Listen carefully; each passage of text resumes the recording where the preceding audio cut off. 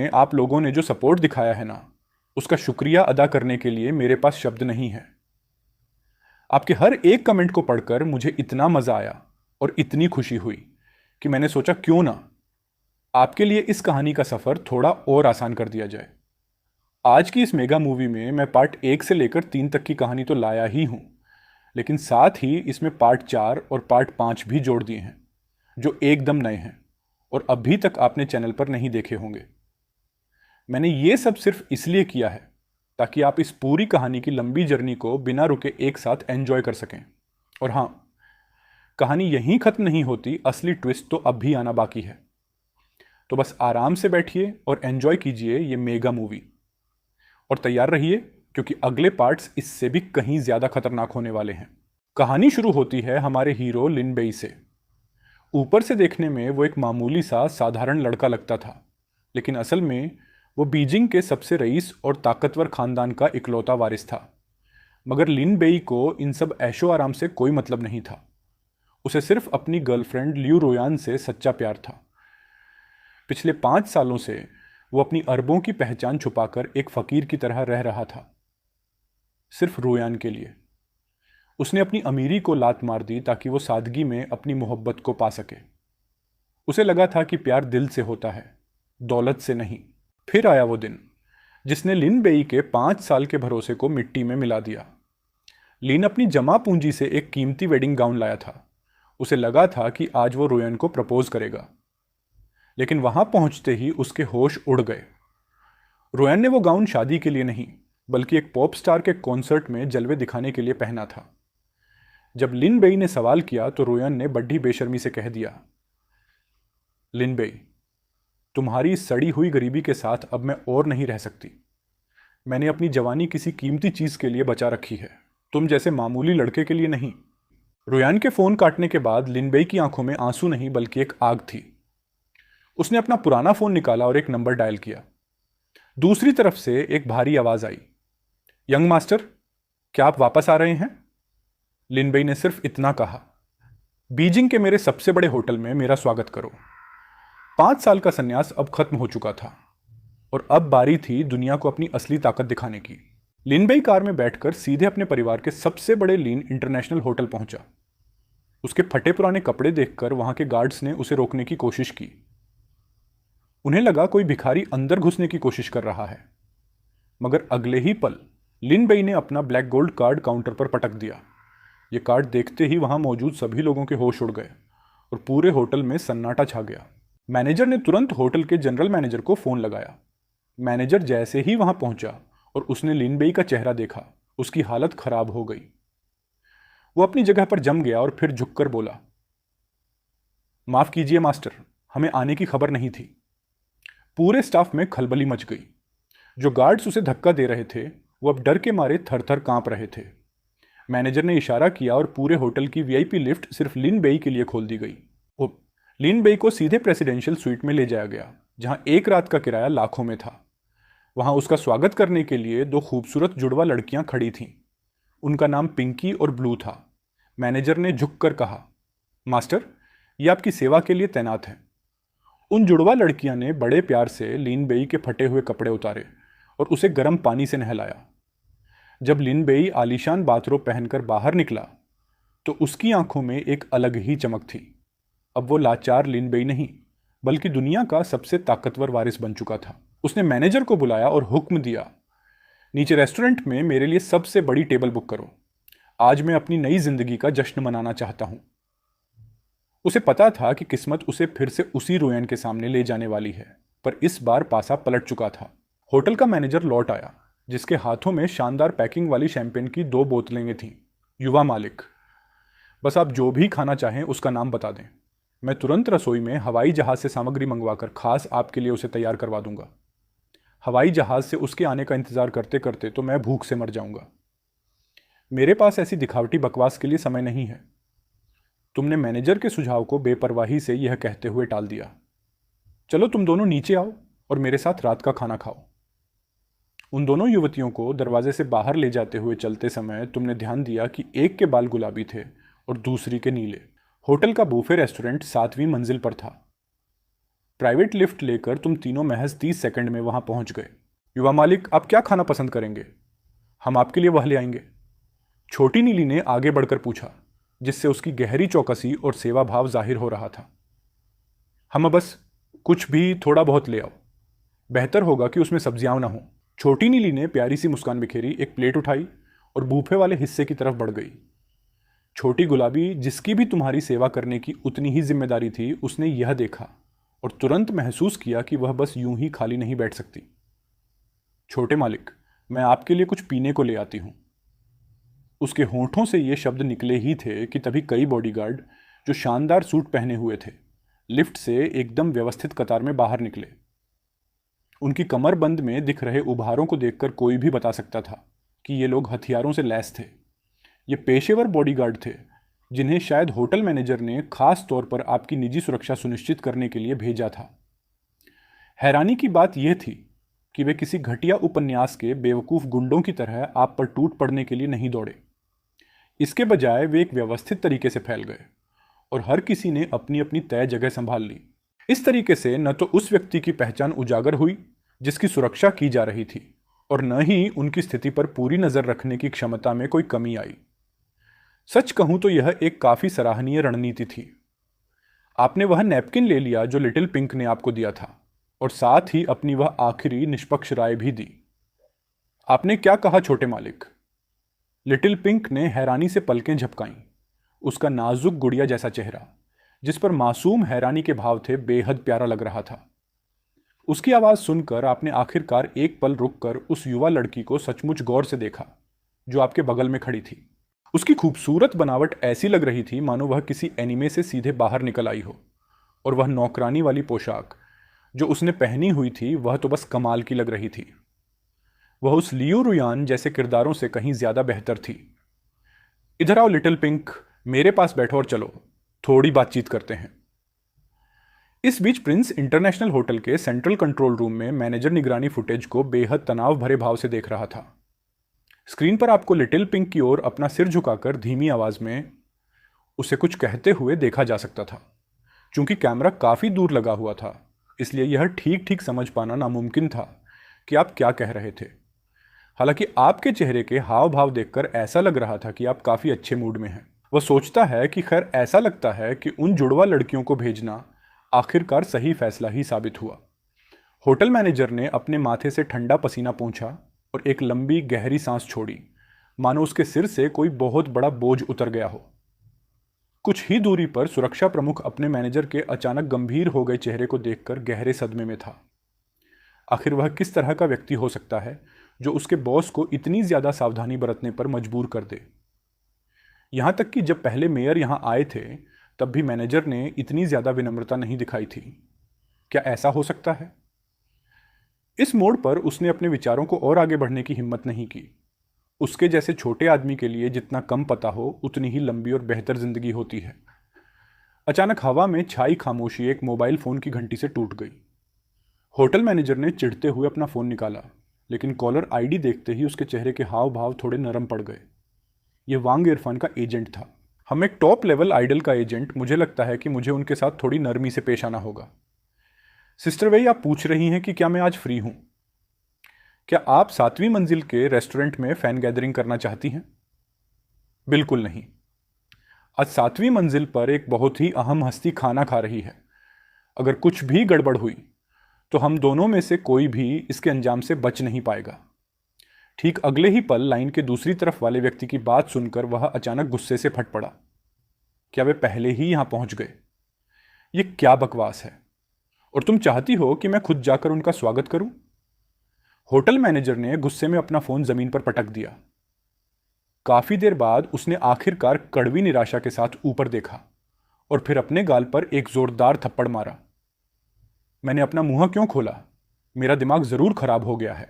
ठीक उसी समय जब वह अपने हालिया गुस्से के लिए खुद को कोस रहा था, एक शानदार मर्सिडीज बेंज वैन, जिसकी कीमत पूरे 10 लाख थी, धीरे धीरे होटल की ग्राउंड फ्लोर लॉबी के बाहर आकर रुकी।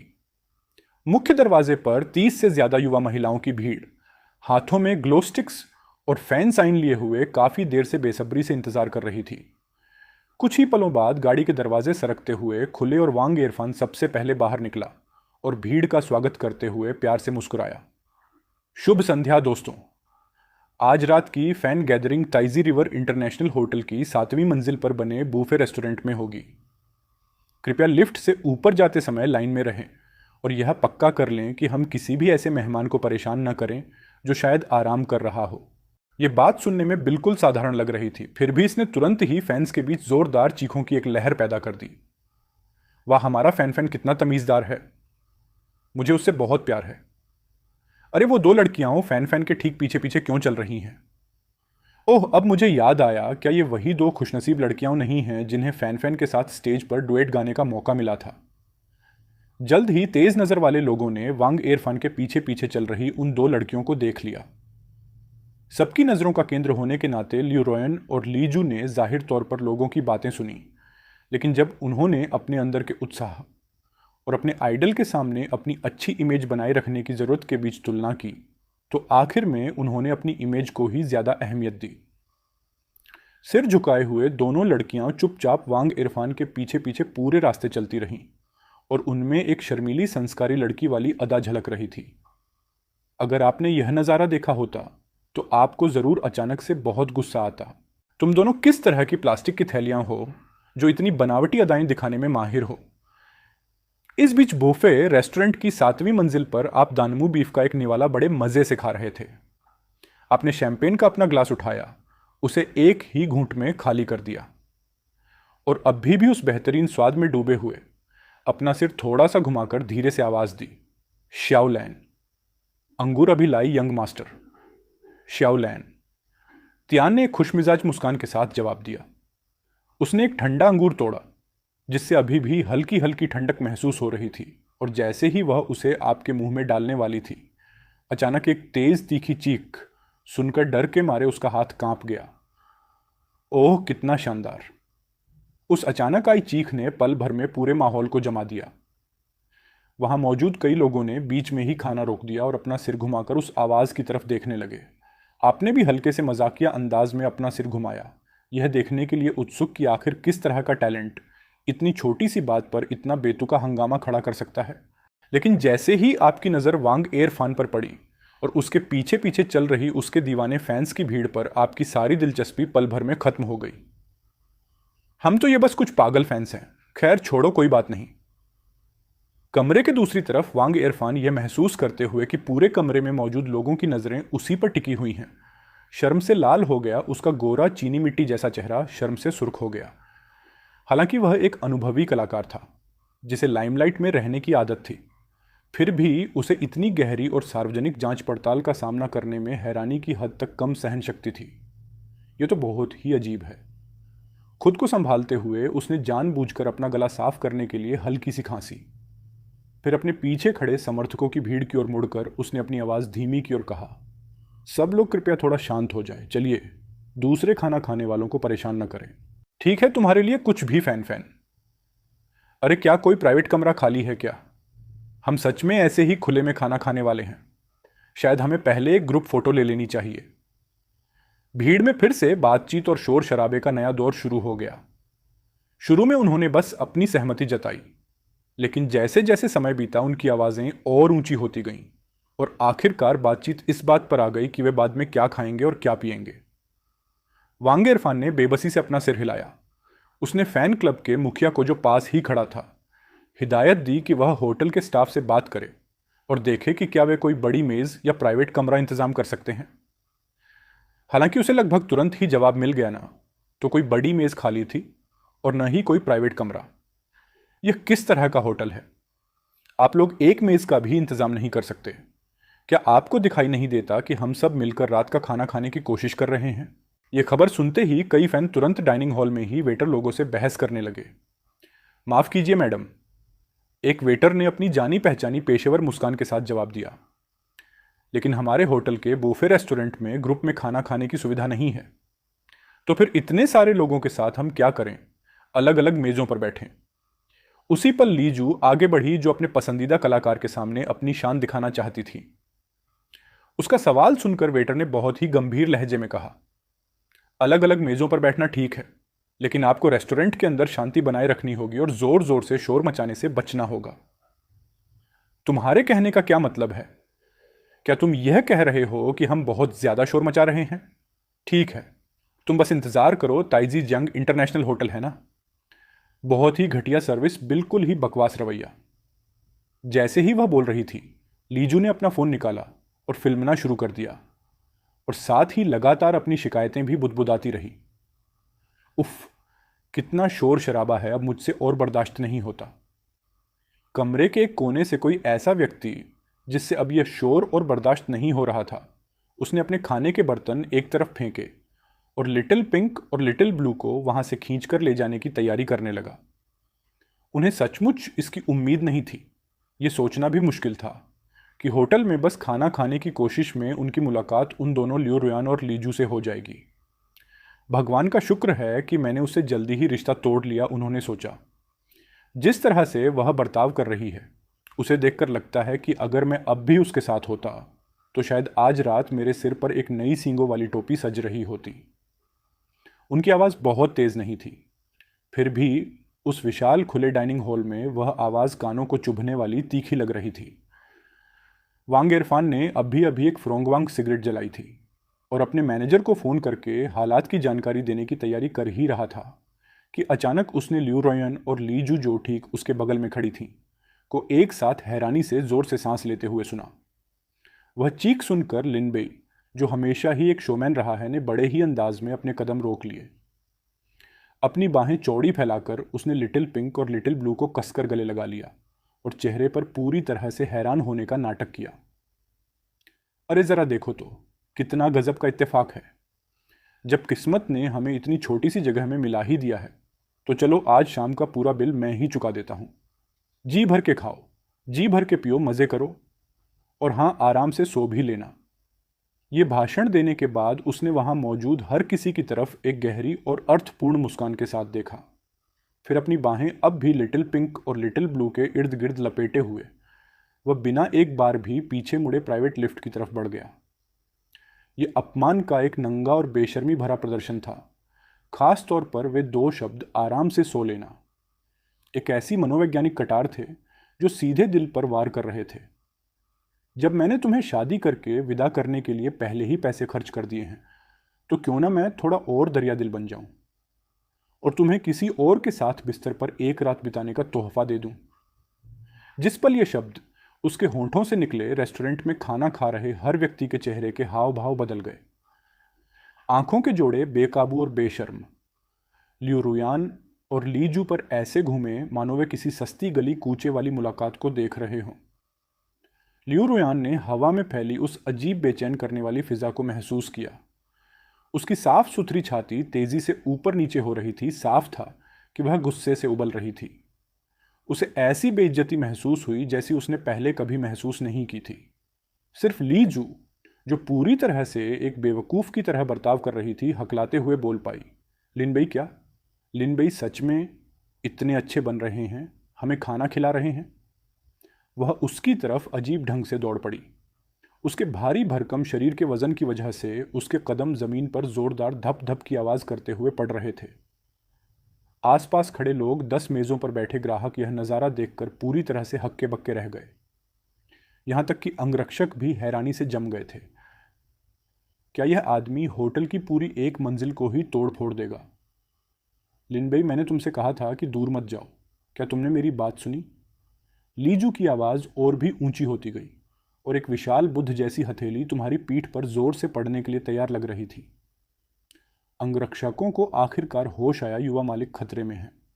जब वांग इरफान यह सोच रहा था कि तुमसे कैसे निपटा जाए, उसके असिस्टेंट ने उसे कहा, आज ताइजीजियांग होटल में कोई बहुत ही अहम हस्ती आई हुई है। तुम्हें क्या लगता है, क्या हमें अपने फैंस को साथ लेकर डिनर के लिए किसी दूसरे होटल में चले जाना चाहिए? होटल मैनेजर के हाव भाव देखकर तो यही लगता है कि इस इंसान का रसूख और दबदबा बहुत ही ज्यादा है। यह सुनते ही वांग इरफान के चेहरे के हाव भाव पूरी तरह से बदल गए। मैं कितना बेवकूफ़ था कि मैंने यहां इतना हंगामा खड़ा कर दिया। अपनी घबराहट के बीच उसे अचानक एक और बात समझ में आई। पिछले काफ़ी समय से इतना शोर शराबा मचाने के बावजूद होटल मैनेजर असल में उनके पास आकर एक शब्द भी नहीं बोला था। मुझे सच में यहाँ से चले जाना चाहिए। आखिर सावधानी बरतने में ही भलाई है। लेकिन उसे इस बात का जरा भी अंदाजा नहीं था, और न ही लियू रोयान को, जो उस अहम हस्ती के बारे में सोच सोचकर परेशान हो रही थी कि जिस वीआईपी के बारे में वे सब सोच रहे थे वह इस समय होटल के प्रेसिडेंशियल स्वीट में बैठा शैंपेन का मजा ले रहा था और एक सुरीली धुन का आनंद ले रहा था। ठीक उसी पल तुमने होटल मैनेजर के हाथों से शैंपेन का वह गिलास लिया और एक घूंट भरा। तुम्हें कुछ पलों के लिए ऐसा महसूस हुआ मानो तुम हवा में तैर रहे हो। कुछ ही दूरी पर दो बहनें श्याओ फेन और श्याओ लैन बेहद तालमेल के साथ अपना काम कर रही थीं। एक पियानो बजा रही थी तो दूसरी अपनी सुरीली आवाज का जादू बिखेर रही थी। होटल मैनेजर का चेहरा शर्म से लाल हो गया था। उसने हिचकिचाते हुए बोलने से पहले अपना ड्रिंक एक ही घूंट में गटक लिया। युवा मालिक, क्या आपने मुझे बुलाया था? क्या आपको किसी चीज की जरूरत है? कुछ ही पल पहले जब वह होटल के दरवाजे की तरफ उन उपद्रवियों का सामना करने जा रही थी तभी उसे फ्रंट डेस्क से एक और फोन आया था जिसमें उसे बताया गया था कि आप उससे मिलना चाहते हैं। ये जानकर कि आप अपने कमरे में लौट आए हैं उसे मजबूरन तेजी से दौड़ते हुए वापस आना पड़ा था। आपने ऊपर देखा। आपकी आमतौर पर शांत रहने वाली नजरों में अचानक एक ठंडी चमक कौंध गई। ऐसा लगता है कि आज 7वीं मंजिल पर रुका हुआ मेहमान कोई बहुत बड़ा सेलिब्रिटी है। आपको इस बारे में पता ही होगा, है ना? होटल मैनेजर के चेहरे के हाव भाव जम से गए। फिर उसे तुरंत बात समझ में आ गई। क्या आप वांग इरफान की बात कर रहे हैं? हम्मा, बिल्कुल सही। जैसा मैंने सोचा था वैसा ही हुआ। मैनेजर मन ही मन चीख उठी। हे भगवान, उस वीआईपी को सचमुच वांग इरफान की वजह से परेशानी हुई थी। इसका तुमसे क्या लेना देना है? मेरा मतलब तो यह था, क्या दूर से आए दोस्तों का स्वागत करना खुशी की बात नहीं है? चूंकि वे हमारे मेहमान हैं, इसलिए कृपया द लेजेंडरी रिकैप को सपोर्ट करने के लिए लाइक, सब्सक्राइब, शेयर करने में संकोच न करें। रुको, जरा ठहरो। लोगों को रोकने के लिए उन्हें नशा कौन देता है? ठीक है, बस वैसा ही करो जैसा मैं कहता हूं, और जल्दी करो। तुमने अपना वाइन का ग्लास नीचे रखा और पूरी दृढ़ता से अपने आदेश दिए। समझ गया, यंग मास्टरलिन। होटल मैनेजर ने तुरंत हामी भरी। उसने जल्दी से दूसरे मैनेजमेंट स्टाफ को फोन किया और उन्हें उनके काम सौंप दिए। थोड़ी ही देर में वह चेहरे पर उत्साहली वापस आया और रिपोर्ट दी। काम हो गया यंग मास्टरलिन। मैंने आपके निर्देशों का पूरी तरह पालन किया है। वांग यीफान और उसका ग्रुप बस निकलने ही वाला था, लेकिन हमारे एक सुपरवाइजर ने उन्हें रोक लिया। आपकी जबरदस्त मेहमान नवाजी के बारे में जानकर वे बहुत प्रभावित हुए और अब 7वीं मंजिल पर बने बूफे रेस्टोरेंट की ओर जा रहे हैं। बहुत बढ़िया। असल में इस तरह की नौकरी के लिए तुम कुछ ज्यादा ही काबिल हो।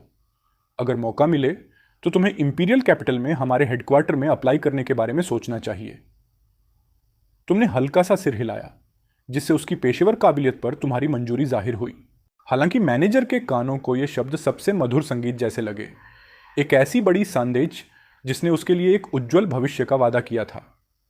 शाओफेन और शाओलन एक तरफ खड़ी थीं, आंखें फाड़े खाली नजर से घूर रही थीं। तुम्हारी असली पहचान को लेकर उनके अंदाजे अब एक बिल्कुल ही नए स्तर पर पहुंच गए थे। तुम्हारा एक शब्द किसी होटल मैनेजर के पूरे करियर की दिशा तय कर सकता था। जाहिर है तुम्हारी नजर इन दोनों प्यारी युवतियों पर पड़ी। तुम हल्के से मुस्कुराए और अपना हाथ बढ़ाकर उन दोनों के माथे पर धीरे से थपथपाया। तुम दोनों ने आज बहुत मेहनत की। हालांकि तुम्हारी उम्र देखकर लगता है कि तुम मुझसे भी छोटी हो। क्या तुम स्कूल में नहीं हो? तुम इस तरह की नौकरी क्यों कर रही हो? ये शब्द सुनकर लड़कियों के चेहरे के हाव भाव तुरंत बदल गए और उन्होंने हड़बड़ाते हुए सफाई दी। यंग मास्टर, आपको गलतफहमी हुई है। हमने अभी अभी अपने कॉलेज के एंट्रेंस एग्जाम खत्म किए हैं और आने वाले सेमेस्टर में यूनिवर्सिटी शुरू करने वाले हैं। हम इस गर्मी में होटल में वेट्रेस के तौर पर सिर्फ इसलिए काम कर रहे हैं ताकि अपने गुजारे के लिए कुछ पैसे कमा सकें। होटल मैनेजर ने प्यार से हंसते हुए बात में अपनी बात जोड़ी और आपकी बात की पुष्टि की। बिल्कुल सही कहा यंग मास्टरलिन। ये दोनों बहनें पहले वेट्रेस का काम करती थीं, क्योंकि ये नर्सिंग की पढ़ाई कर रही हैं और इन्हें मसाज की तकनीकों की कुछ बुनियादी जानकारी है, इसलिए मैंने इन्हें यह काम सौंपा। मैं इतनी गुस्ताखी करने की हिम्मत तो बिल्कुल नहीं कर सकता कि आप जैसे ऊंचे दर्जे के यंग मास्टर को यूं ही कोई औरतें तोहफे में दे दूं। आपके जैसे बड़े खानदान के सख्त पारिवारिक अनुशासन और नैतिक उसूलों की बात तो छोड़ ही दीजिए। अगर आपको किसी तरह की बीमारी हो गई तो ऐसे ताकतवर परिवार के गुस्से का सामना करने और उसका प्रायश्चित करने के लिए मुझे 10 जन्म भी कम पड़ जाएंगे। यह सुनकर आपने अपनी एक भौं ऊपर उठाई और उन दोनों लड़कियों पर अपनी नजर दौड़ाई। तभी तो मुझे थोड़ी देर पहले मसाज के बाद अपने पूरे शरीर में एक अजीब सा सुकून महसूस हुआ। बहुत बढ़िया, तुम दोनों काफी हुनरमंद हो। नर्सिंग की पढ़ाई करना सच में एक बहुत ही अच्छा रास्ता है। आपकी हौसला बढ़ाने वाली बातें, जो उनके लिए दिल को सुकून देने वाली दवा जैसी थीं, सुनकर शियाओ फेन और शियाओ लैन बार बार सिर हिलाती रहीं और उनकी आंखें नम हो गईं। उनकी नज़र में आप जैसे दर्जे के यंग मास्टर कम से कम एक ऐसे होनहार नौजवान थे जिन्होंने इतनी कम उम्र में ही अपने करियर में ज़बरदस्त कामयाबी हासिल कर ली थी। नतीजतन वे आपकी हौसला बढ़ाने वाली हर बात को बड़े ध्यान से सुन रही थीं। ठीक है, अब बातें बहुत हो गईं। मेरे मेहमानों का अच्छे से ख्याल रखना मत भूलना, आपने होटल मैनेजर को हिदायत दी और फिर उठकर दरवाजे की तरफ चल दिए। ओह, और उन दोनों युवतियों ने भी आज दिन भर काफ़ी मेहनत की है। शैंपेन की जो 2 बोतलें अभी तक खोली नहीं गई हैं, उन्हें उन दोनों के इनाम के तौर पर दे देना। यह सुनकर वे दोनों युवतियां इतनी ज़्यादा खुश हुईं कि खुशी के मारे उनकी आंखों से आंसू छलक पड़े। अब उन्हें अपनी ट्यूशन फीस या रहने खाने के खर्चों की चिंता करने की कोई ज़रूरत नहीं थी। आखिरकार आप जो शैंपेन पी रहे थे वह महज आर्मंड डी ब्रिनैक, जिसे एस ऑफ स्पेड्स भी कहा जाता है, कि कोई ऐसी बोतल नहीं थी जिसे कोई भी कुछ $1000 में खरीद सके, बल्कि वह क्रुक क्लोज ड्यू मेसनिल की एक बोतल थी जिसकी कीमत लगभग $30,000 थी। यह रकम एक वेटर की आधे साल से भी ज्यादा की कमाई के बराबर थी, भले ही वह अपने खाने पीने या रहने सहने पर एक भी पैसा खर्च न करे। तुमने यह कमाया है। मुझे उम्मीद है कि किसी दिन हमारे रास्ते फिर मिलेंगे, लिटिल ब्लू और लिटिल पिंक। तुमने उन्हें एक प्यारी सी मुस्कान दी। ओह बहन, उसे देखने के बाद मैं तो पूरी तरह से उस पर फिदा हो गई हूं। लिटिल ब्लू ने अपने लाल होते गालों को थपथपाया और महसूस किया कि उसके सीने में उसका दिल जोरों से धड़क रहा है। अरे पगली लड़की, ऐसे दीवानी होना बंद कर। लिटिल पिंक ने मजाक में उसे डांटा और अपनी छोटी बहन की कमर की मुलायम जगह पर जोर से चुटकी काटी, जिससे वह लड़की विरोध में चीख पड़ी। फिर भी यंग मास्टर लिनबेई सच में एक सच्चे जेंटलमैन हैं। जरा देखो तो उन्होंने पूरी दोपहर में एक भी गलत बात नहीं कही। मुझे भी ऐसा ही लगा। मुझे लगता है कि मैनेजर ने उन्हें असलियत से कहीं ज्यादा डरावना बनाकर पेश किया था। वह साफ तौर पर एक बहुत ही नेक इंसान है। अगर मुझे कभी उन्हें दोबारा देखने का मौका मिला तो मैं पूरी लगन से उनकी सेवा करूंगी, ऐसी सेवा जिसकी तुम शायद तारीफ नहीं करोगी। ठीक उसी समय एक रोल्स रॉयस क्लिनन, जिसकी कीमत $7 मिलियन से भी ज्यादा थी, होटल के दरवाजे पर आकर रुकी और तुरंत ही अनगिनत लोगों की नजरें उस पर टिक गईं। अगर वहां कोई ऐसा व्यक्ति मौजूद होता जिसे ऊंची सोसाइटी में उठने बैठने की आदत होती तो वह इस गाड़ी को तुरंत पहचान लेता। अफवाह थी कि इस गाड़ी का इस्तेमाल करने वाला आखिरी व्यक्ति कोई और नहीं बल्कि शहर का मेयर टिलिंग था। आप बड़े आराम से पिछली सीट पर टिककर बैठ गए और आपकी नजरें कभी कभी खिड़की से गुजरते नज़ारों को निहारने लगती। जल्द ही घड़ी में 9 बज गए और आप अचानक सीधे होकर बैठ गए। आपने अपना मोबाइल फोन निकाला और एक नंबर डायल किया। होटल का मैनेजर, जो उस समय आपके ड्राइवर का काम कर रहा था, उसने आपकी हरकतों पर गौर किया। उसने कोई भी दखल देने वाली टिप्पणी करने से खुद को रोका और इसके बजाय गाड़ी चलाने पर और भी ज्यादा ध्यान देने का फैसला किया। कॉल कनेक्ट हो गया और रिसीवर से एक सख्त आवाज सुनाई दी। आपकी सुरक्षा के लिए यह वुडू पुलिस स्टेशन है। हेलो ऑफिसर, आपने जवाब दिया। आपकी आवाज शांत और संयमित थी। क्या यह बात करने का सही समय नहीं है? मुझे एक जुर्म की रिपोर्ट करनी है। लोगों का एक बड़ा जमावड़ा जो गैर कानूनी गतिविधियों में लिप्त है। इस गिरोह के सरगना का नाम वांग इरफान है। उसे इस समय ताइजियांग इंटरनेशनल होटल के प्रेसिडेंशियल स्वीट में होना चाहिए। यह सुनकर मैनेजर हक्का बक्का रह गया। क्या यंग मास्टर ने अभी अभी अपने ही होटल की शिकायत पुलिस से कर दी थी? आपने अपना सिर हिलाया। आपके होठों के कोनों पर एक शरारती मुस्कान तैर रही थी और आपने बड़े सब्र से समझाया, नहीं, हमारा होटल तो बस अपराधियों की रिपोर्ट करके सार्वजनिक व्यवस्था बनाए रखने में अपना फर्ज निभा रहा है। मैनेजर के पास कहने के लिए कुछ नहीं बचा था। उस पल उसके दिमाग में बस दो ही शब्द गूंज रहे थे, ऐसे शब्द जो उसकी भावनाओं को पूरी तरह से बयां करते थे। ये सब क्या बकवास है? ओह, और हाँ, आपने अपनी उंगली फोन की स्क्रीन पर फेरते हुए कुछ हद तक बेपरवाह लहजे में आगे कहा, मैंने जो दावत दी थी उसका बिल प्रिंट करवाना मत भूलना। और हाँ, लगता है आज होटल का सर्विलांस सिस्टम खराब हो गया है। मेहमान नवाजी की दुनिया के एक अनुभवी दिग्गज होने के नाते मैनेजर आपकी मंशा को तुरंत भांप गया, समझ गया, यंग मास्टर। इस बीच होटल की 7वीं मंजिल पर बूफे रेस्टोरेंट में कई दौर की टोस्टिंग और शराब पीने के बाद वहां मौजूद कई युवतियों के गाल सुर्ख हो गए थे। उन्हें अपने शरीर के भीतर एक अजीब बेचैन करने वाली हलचल महसूस होने लगी थी। वांग इरफान ने भी काफ़ी ज़्यादा शराब पी रखी थी और उसे भी अपनी नसों में वही जलती हुई गर्मी महसूस हो रही थी। ऐसा नहीं था कि उसमें इच्छा की कमी थी, बल्कि इसके विपरीत। लेकिन बात यह थी कि वह इस समय एक सार्वजनिक जगह पर था, जहां उसके चारों ओर बहुत सारी ताक झांक करने वाली आंखें थीं। ठीक है, लगता है सबने थोड़ी ज़्यादा ही पी ली है। वांग इरफान ने उन मदहोश युवतियों के समूह की ओर देखा। उसके चेहरे पर जो शिकारी मुस्कान थी, उसे अब वह और छिपा नहीं पा रहा था। ठीक उसी पल एक पुरानी सेंटाना सेडान धीरे धीरे होटल के प्रवेश द्वार पर आकर रुकी। कई सादी वर्दी वाले पुलिस अधिकारी, जिनकी कमर पर छिपे हुए हथियार साफ दिख रहे थे, एक एक करके गाड़ी से बाहर निकले।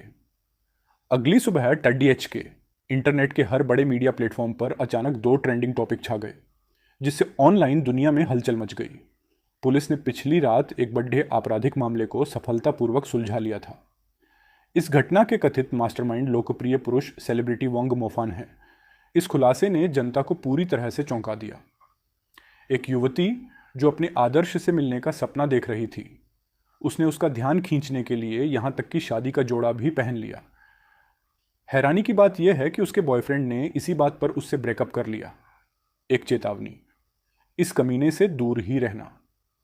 हालांकि जैसे ही अनगिनत नेटिजन्स जो गॉसिप के लिए बेताब थे, इस ड्रामे को देखने के लिए जमकर बैठे ही थे, एक बयान जारी किया गया जिसमें यह स्पष्ट किया गया कि वांग मोफान का इस मामले से बिल्कुल भी कोई लेना देना नहीं है। पता चला कि यह पूरी घटना उसके स्टूडियो के एक असिस्टेंट द्वारा अपनी सत्ता का दुरुपयोग करने का नतीजा थी। अब इस मामले को आगे की जांच के लिए अधिकारियों को सौंप दिया गया है। इन घटनाओं के इतनी तेजी से एक के बाद एक घटने से हर कोई पूरी तरह से हक्का बक्का रह गया। फिर भी आप इस पूरे तमाशे के अनजाने में बने सूत्रधार एक फ्लाइट के फर्स्ट क्लास केबिन में आराम से बैठे इत्मीनान से अपनी कॉफ़ी की चुस्कियां ले रहे थे और इस बात से पूरी तरह बेखबर थे कि आप अचानक इंटरनेट पर एक बहुत बड़ी सनसनी बन गए हैं। मिस्टर लिन, क्या आप कुछ खाना पसंद करेंगे? अचानक एक सुडौल काया वाली फ्लाइट अटेंडेंट बिल्ली जैसी फुर्तीली और सहज चाल से आपके पास आई। उसकी आवाज़ सुनकर आपने खिड़की से अपनी नज़र हटाई और अटेंडेंट को एक विनम्र मुस्कान दी। मैं स्टेक लूँगा, मीडियम वेल प्लीज़। धन्यवाद। ज़रूर सर, बस एक पल। अटेंडेंट ने प्यारी सी मुस्कान दी और फिर वापस गैली की ओर मुड़ गई। अरे ज़बान संभाल कर, क्या तुम्हें मरने का शौक है? तुम ऐसे ही जो मन में आए बकती नहीं फिर सकती। लेकिन वह सच में बहुत जवान है और बहुत ही ज़्यादा हैंडसम भी। अगर वह मेरा बॉयफ्रेंड होता तो मैं तो सोते हुए भी मुस्कुराती रहती। अचानक एक थोड़ी अजीब सी आवाज़ ने उनकी बातचीत में दखल दिया। क्या आप लोग अपनी आवाज़ थोड़ा धीमी कर लेंगे? आखिर इस केबिन में हम कुछ ही लोग हैं और आप लोगों को मेरे बारे में इस तरह बात करते सुनना, सच कहूं तो थोड़ा अजीब लग रहा है। आवाज़ की तरफ मुड़ते ही अटेंडेंट्स के चेहरे के हाव भाव जम से गए। उन्होंने देखा कि आप अपनी सीट से सिर बाहर निकालकर पूरी तरह से शर्मिंदगी भरे अंदाज में उनकी तरफ घूर रहे थे। कुछ पल की अजीब सी नज़र टकराव के बाद सबसे सीनियर फ्लाइट अटेंडेंट ने सबसे पहले खुद को संभाला। उसने बहुत ज़्यादा माफ़ी मांगी। ओह मिस्टर लिन, हम सच में बहुत शर्मिंदा हैं कि हमने आपको परेशान किया।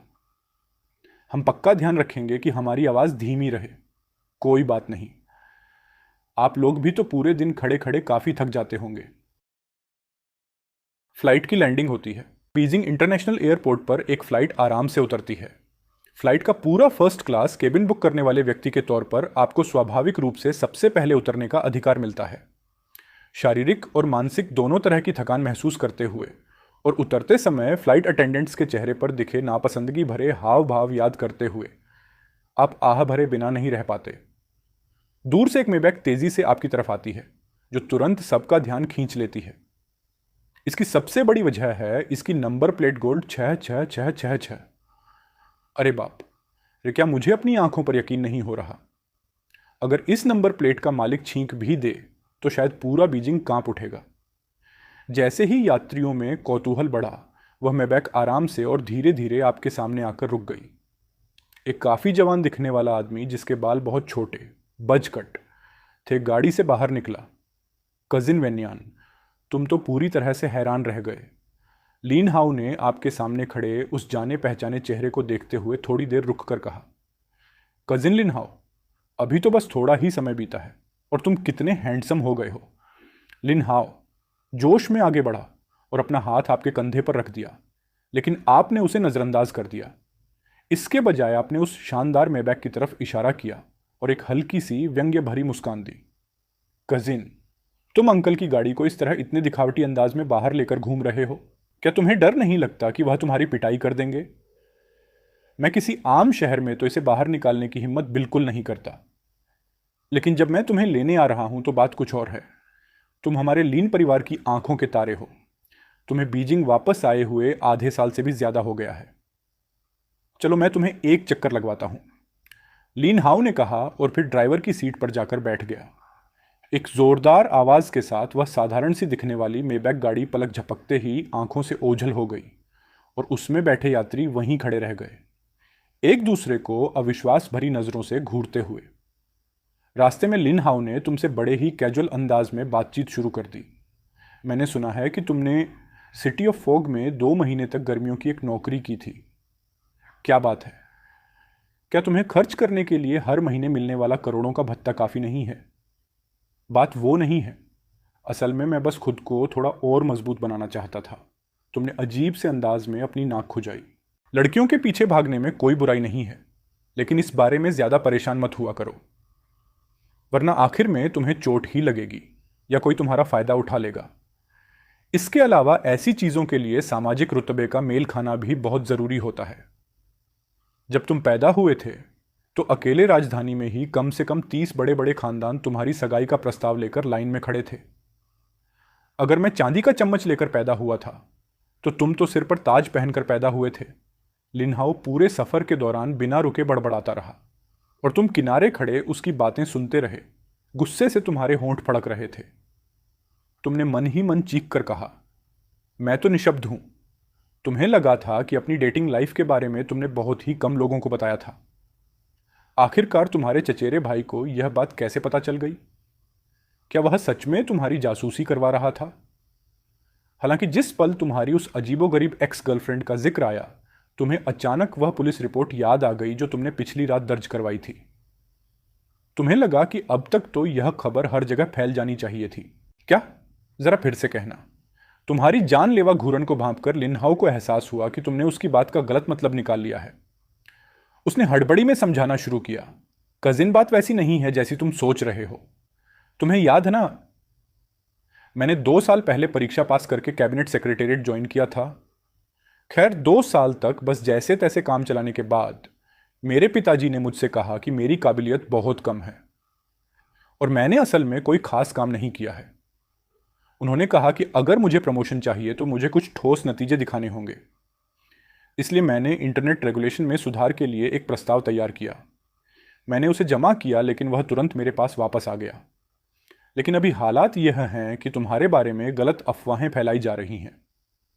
तुम्हारी हैसियत को देखते हुए अगर तुमने बस इतना कह दिया कि तुम डिप्रेशन से गुजर रहे हो, तो राजधानी में बैठे हुए सारे बूढ़े लोग रातों रात मुझ पर कहर बनकर टूट पड़ेंगे। बाकी सब छोड़ो, तुम्हारे अपने पिताजी भी चुपचाप हाथ पर हाथ धरे नहीं बैठे रहेंगे।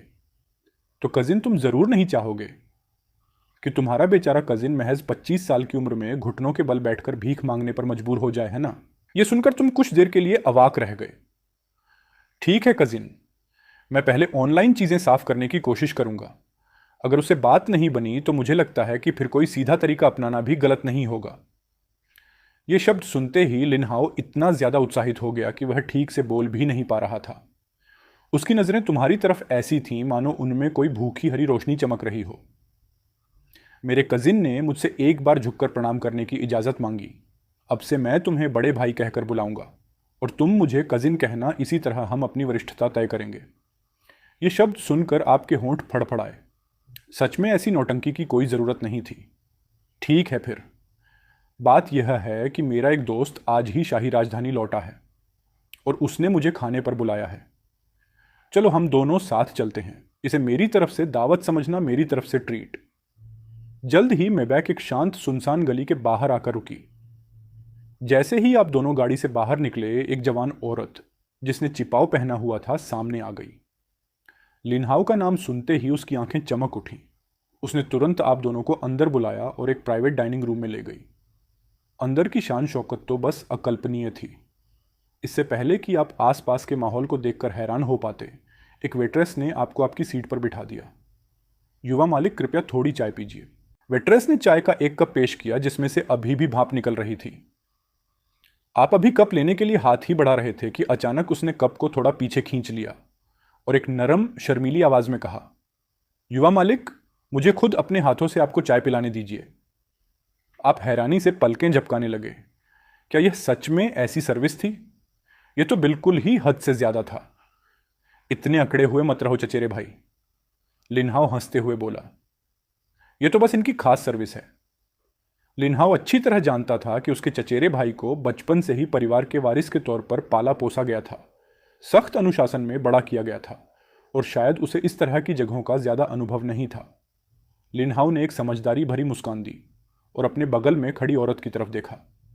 वह तुरंत उसका इशारा समझ गई। चाय के कप को बड़े ही एहतियात से थामे हुए वह चलकर सीधे लिनहाओ के सामने आकर खड़ी हो गई। इसके बाद जो हुआ उसे देखकर आप पूरी तरह से हक्के बक्के रह गए। वेट्रेस ने अपने होंठ खोले, चाय के कप के किनारे को धीरे से अपने मुंह में लिया और फिर धीरे धीरे आगे झुककर कप को लिनहाओ के होंठों तक ले गई। क्या जबरदस्त नजारा था। आप यह सब और ज्यादा नहीं देख सकते थे। आखिर में आपने बस वेट्रेस से कप पकड़वाए रखा और खुद ही एक घूंट पी लिया। खाने के दौरान आपने होटल के मैनेजर को भी जल्दी से फोन करके पूछा कि क्या वांग इरफान और उसके साथियों को पिछली रात पुलिस ने गिरफ्तार कर लिया था। मैनेजर का जवाब सिर्फ 4 शब्दों का था, रंगे हाथों पकड़ा गया। यह पक्का जवाब मिलते ही आपने तुरंत वांग इरफान से जुड़ी ताज़ा खबरें खोजना शुरू कर दिया। कुछ ही देर में एक न्यूज़ रिपोर्ट सामने आई जिसने उन अफवाहों को झूठा साबित कर दिया। कृपया द लेजेंडरी रीकैप को सपोर्ट करने के लिए लाइक, सब्सक्राइब, शेयर करने में हिचकिचाए नहीं। यह सुनकर लिनहाओ एक पल के लिए जम सा गया। वह आदमी सच में उन्हें हमेशा के लिए जेल में डलवाने पर तुला हुआ था। हालांकि उसने जल्दी ही खुद को संभाल लिया। 1 मिनट रुको, क्या आज रात हमें डिनर पर बुलाने वाला आदमी एक टॉप क्लास वकील नहीं है? मेरे दिमाग से निकल ही गया था, जिस आदमी से हम आज डिनर पर मिलने जा रहे हैं वह एक वकील ही तो है। जब वह यहां आ जाएगा तो तुम सीधे उसी से बात कर लेना। ठीक है, धन्यवाद कजिन। आपने हल्की सी मुस्कान दी और आपके चेहरे पर राहत के भाव साफ झलक रहे थे। जब तक वह अधूरी बात सुलझ नहीं जाती तब तक बाकी सब कुछ ठीक ठाक ही चलेगा। जब वह समय आएगा तो लियू रोयान, वांग यीफान और उन्हें सपोर्ट करने वाली राजधानी की ताकतों को देर सवेर जवाब देना ही पड़ेगा, उनमें से हर एक को। ठीक उसी समय प्राइवेट कमरे का दरवाजा अचानक जोर से खुला। लिनहाओ की आंखें चमक उठीं। सिस्टर बाई, जिसका आप इंतजार कर रही थीं, वह आखिरकार आ ही गया। उसने खुशी से कहा, ओल्ड लिन, तुम बदमाश, तुम फिर से अकेले ही चुपके से सारे पकवान चखने चले गए थे। एक लंबे बालों वाली सुंदर लड़की जिसने ब्यूटीफुल व्हाइट ड्रेस पहना हुआ था, उसने नए आने वालों को देखकर प्यार से मुस्कुराया। आपको देखकर उसे कुछ जानी पहचानी सी अनुभूति हुई। ठीक अगले ही पल उसे बात समझ में आ गई। क्या यह बाई लुओक्स्यू नहीं थी, उसके स्कूल के दिनों की वही बर्फीली मजाक वाली लड़की? अब जब इस बारे में सोचा तो आप दोनों की मुलाकात सच में एक बार पहले भी हुई थी। यह तब हुआ था जब आप लियू रोयन लीजू और कुछ अन्य लोगों के साथ स्पोर्ट्स ग्राउंड पर ट्रूथ और डेयर का खेल खेल रहे थे।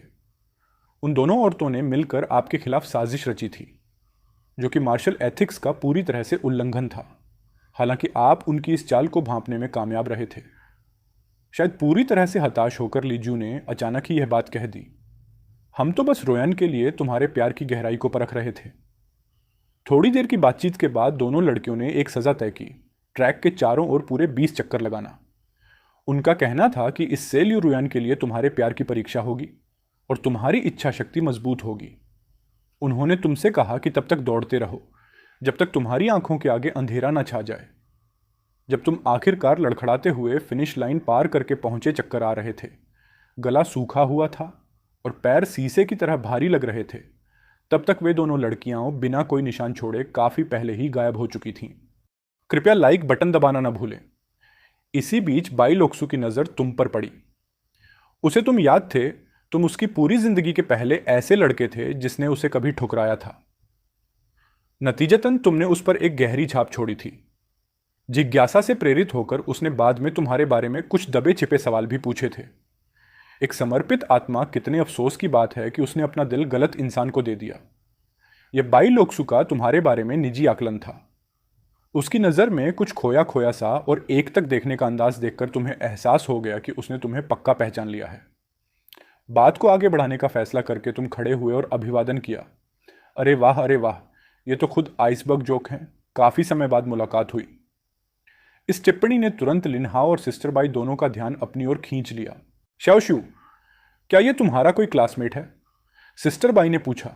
लिनहाओ बीच में बोला, कजिन, तुम इसे जानते हो? ये लोक्सु है। बाई लोक्सु अपने ख्यालों से बाहर आया। हमारा जन्म लगभग एक ही समय पर हुआ था, उसने जवाब दिया, लेकिन हमारी मुलाकात सिर्फ एक बार हुई थी, बस एक पल भर की मुलाकात।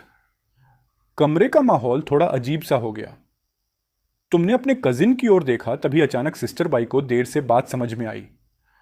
लिनहाओ ने अभी उसे क्या कहकर बुलाया था? कजिन? क्या उनके सामने खड़ा यह संभ्रांत दिखने वाला नौजवान भी लिन परिवार का ही कोई सदस्य हो सकता है? आखिरकार लिन परिवार राजधानी के 4 महान परिवारों का निर्विवाद मुखिया था, अभिजात वर्ग के बीच एक सच्चा दिग्गज। आजकल यहां तक कि पुराने बाई परिवार के जीवित जीवाश्मों को भी जब वे लिन परिवार की उपशाखा की बुजुर्ग पीढ़ी से मिलते हैं तो उन्हें सम्मानपूर्वक नेता कहकर संबोधित करना पड़ता है। जहां तक लिन हाउ की बात है तो यह केवल इसीलिए था कि यूनिवर्सिटी के दिनों में वे एक ही डॉर्मेट्री में रहते थे, जिसके चलते धीरे धीरे वे दोनों एक दूसरे के घनिष्ठ बौद्धिक साथी बन गए। आम हालात में उनकी मौजूदगी में मैं शायद बस एक मामूली सा पिछलग्गू बनकर रह जाता। अपनी उमड़ती हुई उत्तेजना को काबू करने की कोशिश करते हुए सिस्टर बाई ने अपने होंठ भींचे। वह लिन हाउ की तरफ मुड़ी और हिचकिचाते हुए पूछा, यह जो नौजवान यहां है यह काफी खास लग रहा है, क्या तुम इसका परिचय नहीं करवाओगे? यह सुनकर बाई लोक्सु ने जिज्ञासा से भरे चेहरे के साथ ऊपर देखा और उसकी खूबसूरत आंखें तुम्हारे सलीकेदार नैन नक्शों पर टिक गईं। अगर उसे ठीक से याद था तो इसका नाम था लिन बेई। ओह, मेरी याददाश्त तो देखो, मैं तो परिचय करवाना लगभग भूल ही गया था। लिनहाओ खुशी और झुंझलाहट के मिलेजुले भाव के साथ अपने सिर पर जोर से थप्पड़ मारते हुए बोला, कोई बात नहीं चचेरे भाई, मुझे खुद ही इसे संभालने दो। तुम धीरे से अपनी सीट से उठे। तुम्हारा चेहरा एक सौम्य विनम्र मुस्कान से दमक रहा था। मेरा नाम लिन बेई है। लिनहाओ मेरा चचेरा भाई है। जैसे ही ये शब्द तुम्हारे होठों से निकले, कमरे में मौजूद हर वेटर की आंखें हैरानी से चौड़ी हो गईं। लिन कबीले का एक और नौजवान मालिक। हालांकि बाई लोक्सु हैरान थी, लेकिन खुशकिस्मती से उसे शुरू से ही इस बात का कुछ अंदाजा था, इसलिए उसने कोई बहुत जोरदार प्रतिक्रिया नहीं दी। तो यह नौजवान भी लिन कबीले का मालिक है, यह तो बहुत बढ़िया है। अब लोक्सु स्कूल में बिल्कुल अकेली नहीं रहेगी। जहां तक मुख्य वंश का सदस्य होने की बात है, नामुमकिन। लिन कबीले की मुख्य शाखा का केवल एक ही असली वारिस है और वह खास व्यक्ति दुनिया के सामने कभी भी सार्वजनिक रूप से प्रकट नहीं हुआ है। आप बहुत दयालु हैं भाई भाई। आप और मेरे चचेरे भाई तो खुद भाइयों जैसे हैं, इसलिए मुझे युवा मालिक लिन कहकर बुलाना थोड़ा ज़्यादा औपचारिक और पराया सा लगेगा। इसके अलावा बाई शियाओ हुआ ने असल में स्कूल में मेरी मदद भी की है। अगर कोई मुसीबत आती है तो मैं निश्चित रूप से चुपचाप खड़ा नहीं रहूँगा। तुमने अपनी चाय की एक हल्की सी घूंट ली और फिर अपनी सीट पर वापस बैठ गए। तुम्हारी विनम्र बातों से आश्वस्त होकर सिस्टर बाई और भी ज़्यादा चमकती हुई मुस्कान के साथ मुस्कुराई। उसी समय उसकी नज़र अपनी प्यारी छोटी बहन की ओर घूम गई। श्याओशु, क्या तुम लिनबेई भाई को पहले से नहीं जानती? तुम कॉलेज के स्टूडेंट्स के पास तो बहुत खाली समय होता है। तुम्हें कभी साथ में घूमना फिरना चाहिए, साथ में शॉपिंग पर जाओ या शायद कोई फिल्म देखो। ये बातें सुनकर बाई लोक्शु के नाजुक चेहरे के हाव भाव तुरंत ही गहरी तकलीफ में बदल गए। भाई, उसकी तो पहले से ही एक गर्लफ्रेंड है। उसकी गर्लफ्रेंड है? कोई बात नहीं, तुम दोनों फिर भी दोस्त तो बन ही सकते हो, बिल्कुल वैसे ही जैसे तुम्हारे भाई और लिनहाओ हैं। यह सुनकर बाई लोक्शु का चेहरा गुस्से और झुंझलाहट से पूरी तरह काला पड़ गया। रुको, तुमने अचानक बीच में टोकते हुए कहा। क्या बात है? बाई जाई ने पूछा, जो पूरी तरह से हैरान लग रहा था। मुझे एक बात साफ करने दो। तुमने अपना गला साफ किया और तुम्हारे चेहरे के हाव भाव और भी ज्यादा गंभीर होते गए। मेरी कोई गर्लफ्रेंड नहीं है। जिस लड़की के बारे में बाई शाओहुआ को पहले पता था, वह अब मेरी पूर्व गर्लफ्रेंड है, या यूं कहूं ज्यादा सटीक शब्दों में वह इस समय प्रतिवादी है। जैसे ही ये शब्द उसके होठों से निकले, वहां मौजूद हर किसी के चेहरे के हाव भाव सचमुच देखने लायक थे। एक पूर्व गर्लफ्रेंड का प्रतिवादी बन जाना यह तो सचमुच बहुत ही बेरहम बात थी। बाई जी का चेहरा एकदम सख्त हो गया। उसने मन ही मन सोचा, अभी अभी जो बातें मैंने कही थीं, उन्हें कहे हुए तो अभी 2 मिनट भी नहीं बीते हैं। क्या अब उन्हें वापस लेने में बहुत देर हो चुकी है? हालांकि जिस लड़की की बात हो रही थी उसका सरनेम लिन ही था, फिर भी वह अपनी छोटी बहन की जिंदगी भर की खुशियों के मामले में जरा भी लापरवाही नहीं बरत सकता था। क्या होगा अगर मेरे पिताजी को पता चल गया कि मैं अपनी बहन का रिश्ता ऐसे किसी इंसान के साथ करवाने की कोशिश कर रहा था? उसके बगल में खड़ी बाई लोक्शु गहरी सोच में डूबी हुई अपनी भौहें सिकोड़ रही थी। जहां तक उसे पता था, उनके सामने खड़ा यह नौजवान पूरे कॉलेज में एक ऐसे इंसान के तौर पर मशहूर था जो प्यार मोहब्बत के मामलों में बहुत ही ज्यादा भावुक और सीधा साधा था। उसके द्वारा खुद से ब्रेकअप करना और गर्लफ्रेंड पर मुकदमा करना तो दूर की बात है, उसे पूरी तरह से नामुमकिन लग रहा था। हवा में छाई खामोशी को कुछ अजीब सा होते देख लीन हाउ ने माहौल को हल्का करने के लिए खुद ही बात शुरू की। सच कहूं तो लुक्स्यू और मेरा यह चचेरे भाई, इन दोनों के बीच सचमुच किस्मत का कुछ तो मेल है। किस्मत? किस तरह से? बाई जी ने हैरानी में अपनी भौहें सिकोड़ते हुए पूछा, जबकि उसके बगल में खड़ी बाई लोक्शु ने अपना सिर एक तरफ झुका लिया, यह सुनने के लिए बेताब कि लिनहाओ क्या कहने वाला है। तुम्हें भी कुछ कुछ हैरानी महसूस हो रही थी।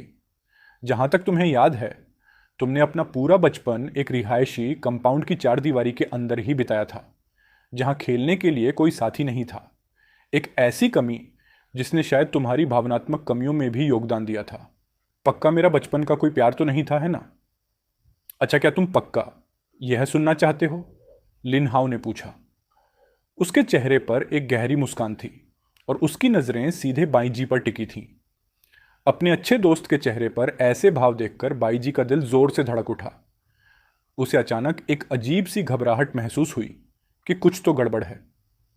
इससे पहले कि वह कोई जवाब दे पाती, लिनहाउ ने हाथ हिलाकर सभी वेटर को कमरे से बाहर निकाल दिया। तुम्हें बेबसी महसूस हुई। उसके हाव भाव देखकर तुमने पहले ही अंदाजा लगा लिया था कि अब आगे क्या होने वाला है। ठीक है कजिन, अब एक भी शब्द मत कहना। कजिन, क्या तुम्हें नहीं लगता कि इसे किस्मत ही कहा जाएगा? क्या हैं? 2 आवाजें जो पूरी तरह से हैरानी से भरी थीं, एक साथ गूंज उठी। ये बाई जी और बाई लोक्सु थे, जिन्हें अभी अभी स्थिति की गंभीरता का एहसास हुआ था। बाई जी ने जल्दी से अपनी चाय का कप उठाया और एक बड़ा घूंट भरा। जब उसके दिल की धड़कन थोड़ी शांत हुई, तब उसने फिर से बोलना शुरू किया। उसकी आवाज कांप रही थी। तो तुम मुझे यह बताना चाहते हो कि यह छोटा भाई लिन बेई, जहां तक उसे पता था, इन सभी सालों में केवल एक ही ऐसा इंसान था जिसे पैदा होते ही अलग अलग बड़े परिवारों से शादी के अनगिनत प्रस्ताव मिले थे? बिल्कुल सही। मुझे एक शानदार परिचय देने की इजाजत दो। यह नौजवान जो तुम्हारे ठीक सामने खड़ा है, मेरा कजिन राजधानी के रईस लिन परिवार और आर्थिक रूप से बेहद मजबूत यंग ग्रुप के उस मशहूर मिलन का ही नतीजे है। वह बेहिसाब राजनीतिक ताकत और खरबों की संपत्ति का पहला वारिस है, राजधानी का असली सच्चा युवराज। लिन बेई हंस पड़ा। है, ये सब तो बस खोखले नाम हैं। भाई भाई बहन भाई, प्लीज इन्हें ज्यादा गंभीरता से मत लेना। उसने यह बात इतनी बेपरवाही से कही। सच में बाईजी और बाई लोक्स्यू का सिर चकरा रहा था। पल भर में ही उनके दिमाग पूरी तरह से सुन्न पड़ गए। यह सब उन्हें किसी सपने जैसा लग रहा था। भला इस पर कौन यकीन कर सकता था?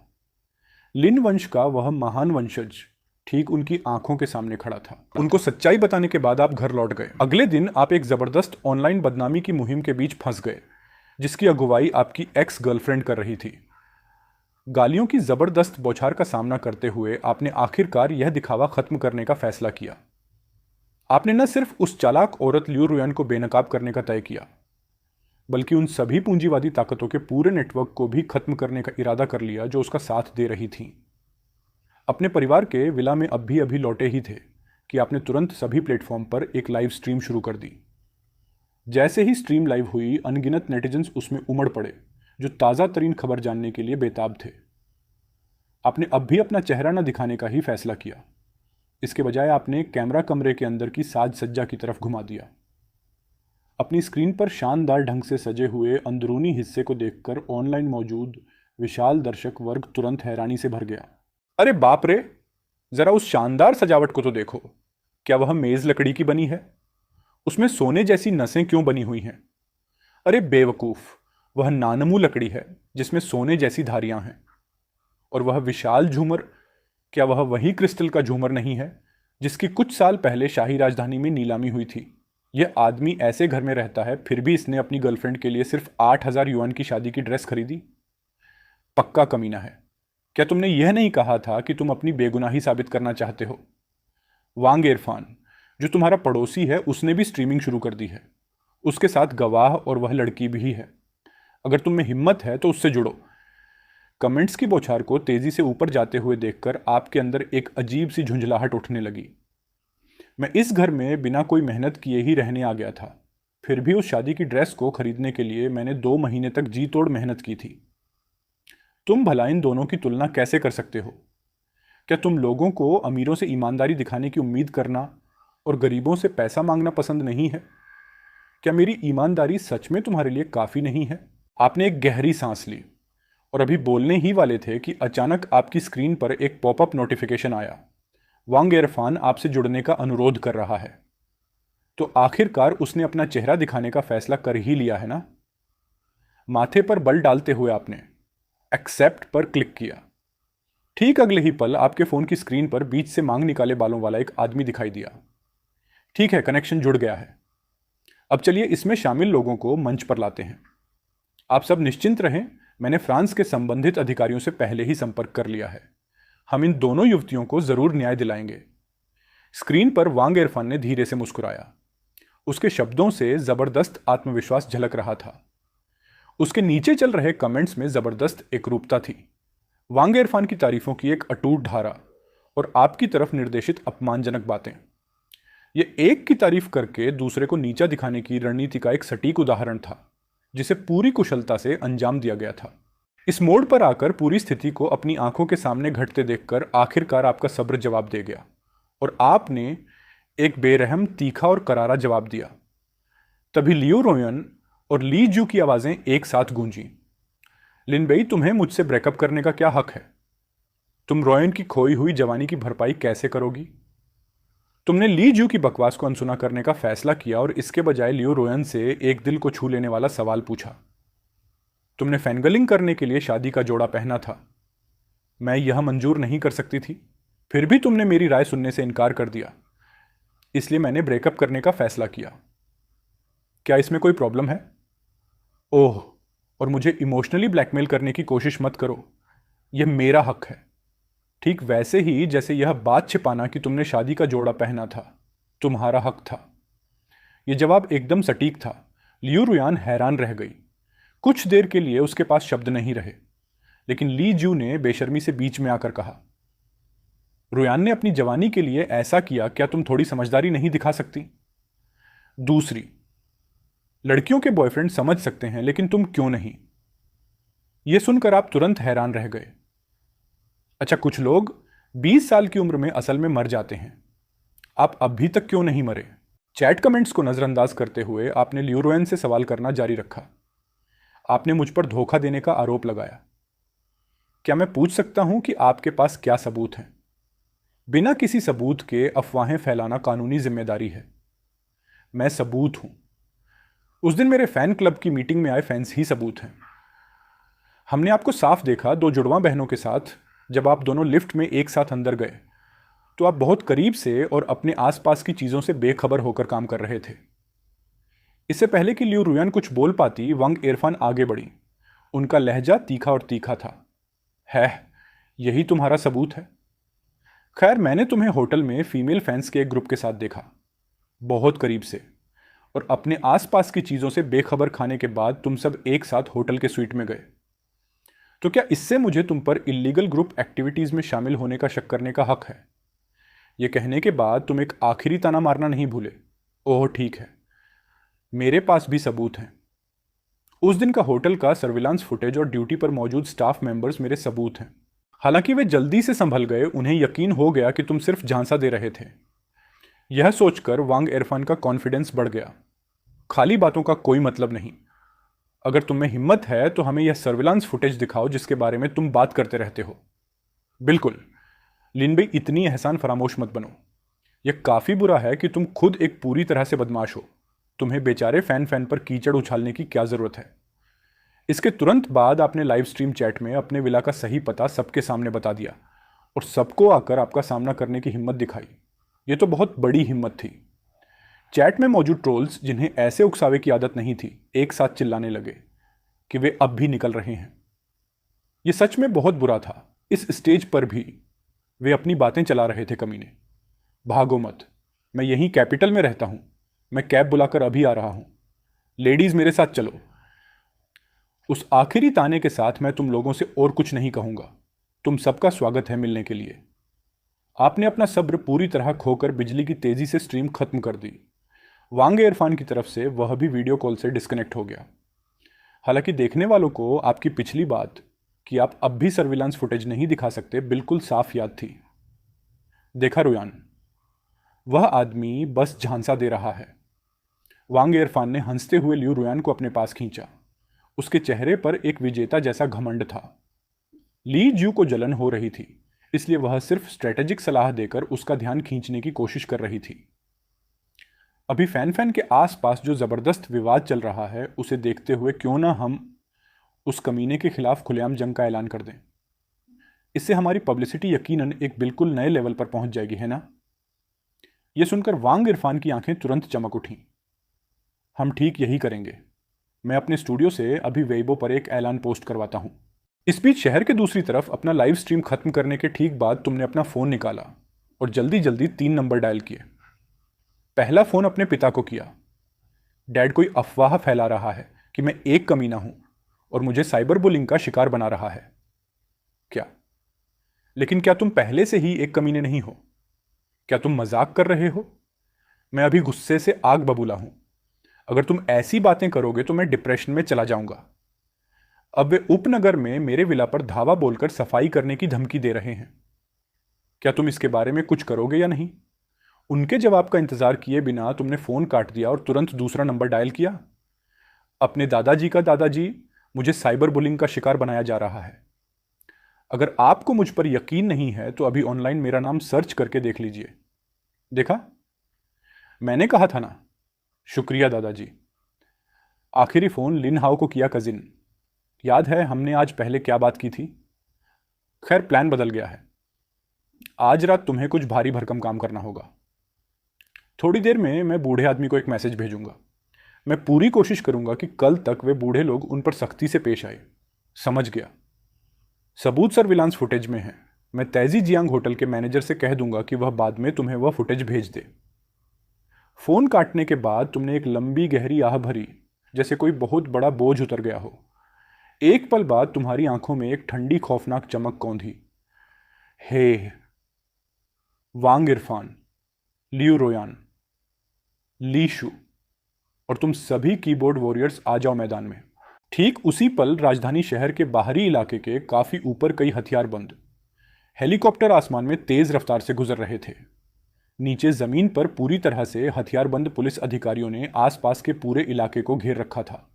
हर गुजरते वाहन और पैदल चलने वाले को रोका जा रहा था। और पुलिस उनकी तलाशी ले रही थी। रोके जाने वालों में वे औरतें भी थीं जो फैन फैन से खुद मिलने आई थीं। ट्रैफिक जाम में फंसी एक काली कैडिलैक कार के अंदर जियांग यूए अपने बॉयफ्रेंड लिू वेई से एक ऐसे आदमी के बारे में भड़ास निकाल रही थी जिसका मज़े की बात यह है कि उससे असल में कोई लेना देना ही नहीं था। हनी, मुझे बताओ, इस दुनिया में ऐसे घटिया लोग कैसे हो सकते हैं? और ज़रा सोचो, धोखा देने की शुरुआत उसी ने की थी। और ज़रा सोचो, उन्होंने उस जवान औरत की इस बात पर बुराई की कि वह कॉन्सर्ट में शादी का जोड़ा पहन कर आई थी।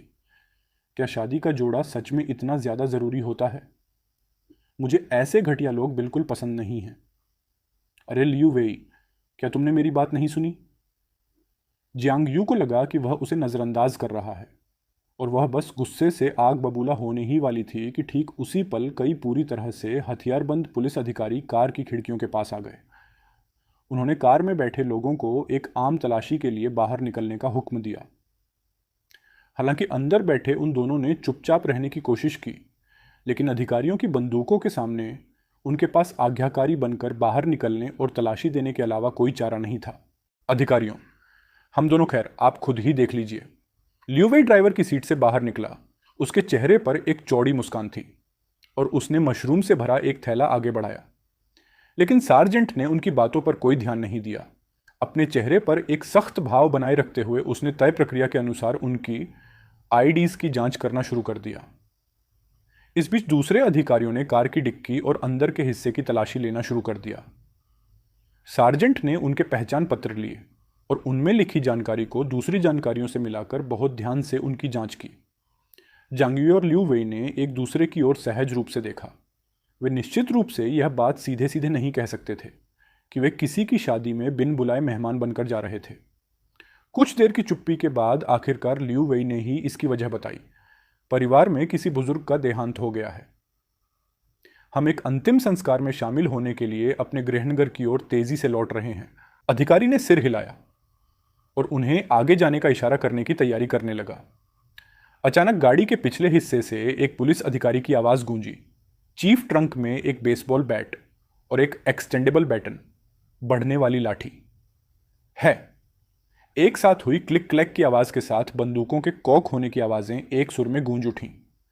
चीफ की नज़रें गंभीर हो गईं। तुम्हारे गृहनगर में अंतिम संस्कार के रीति रिवाज यकीनन अनोखे हैं।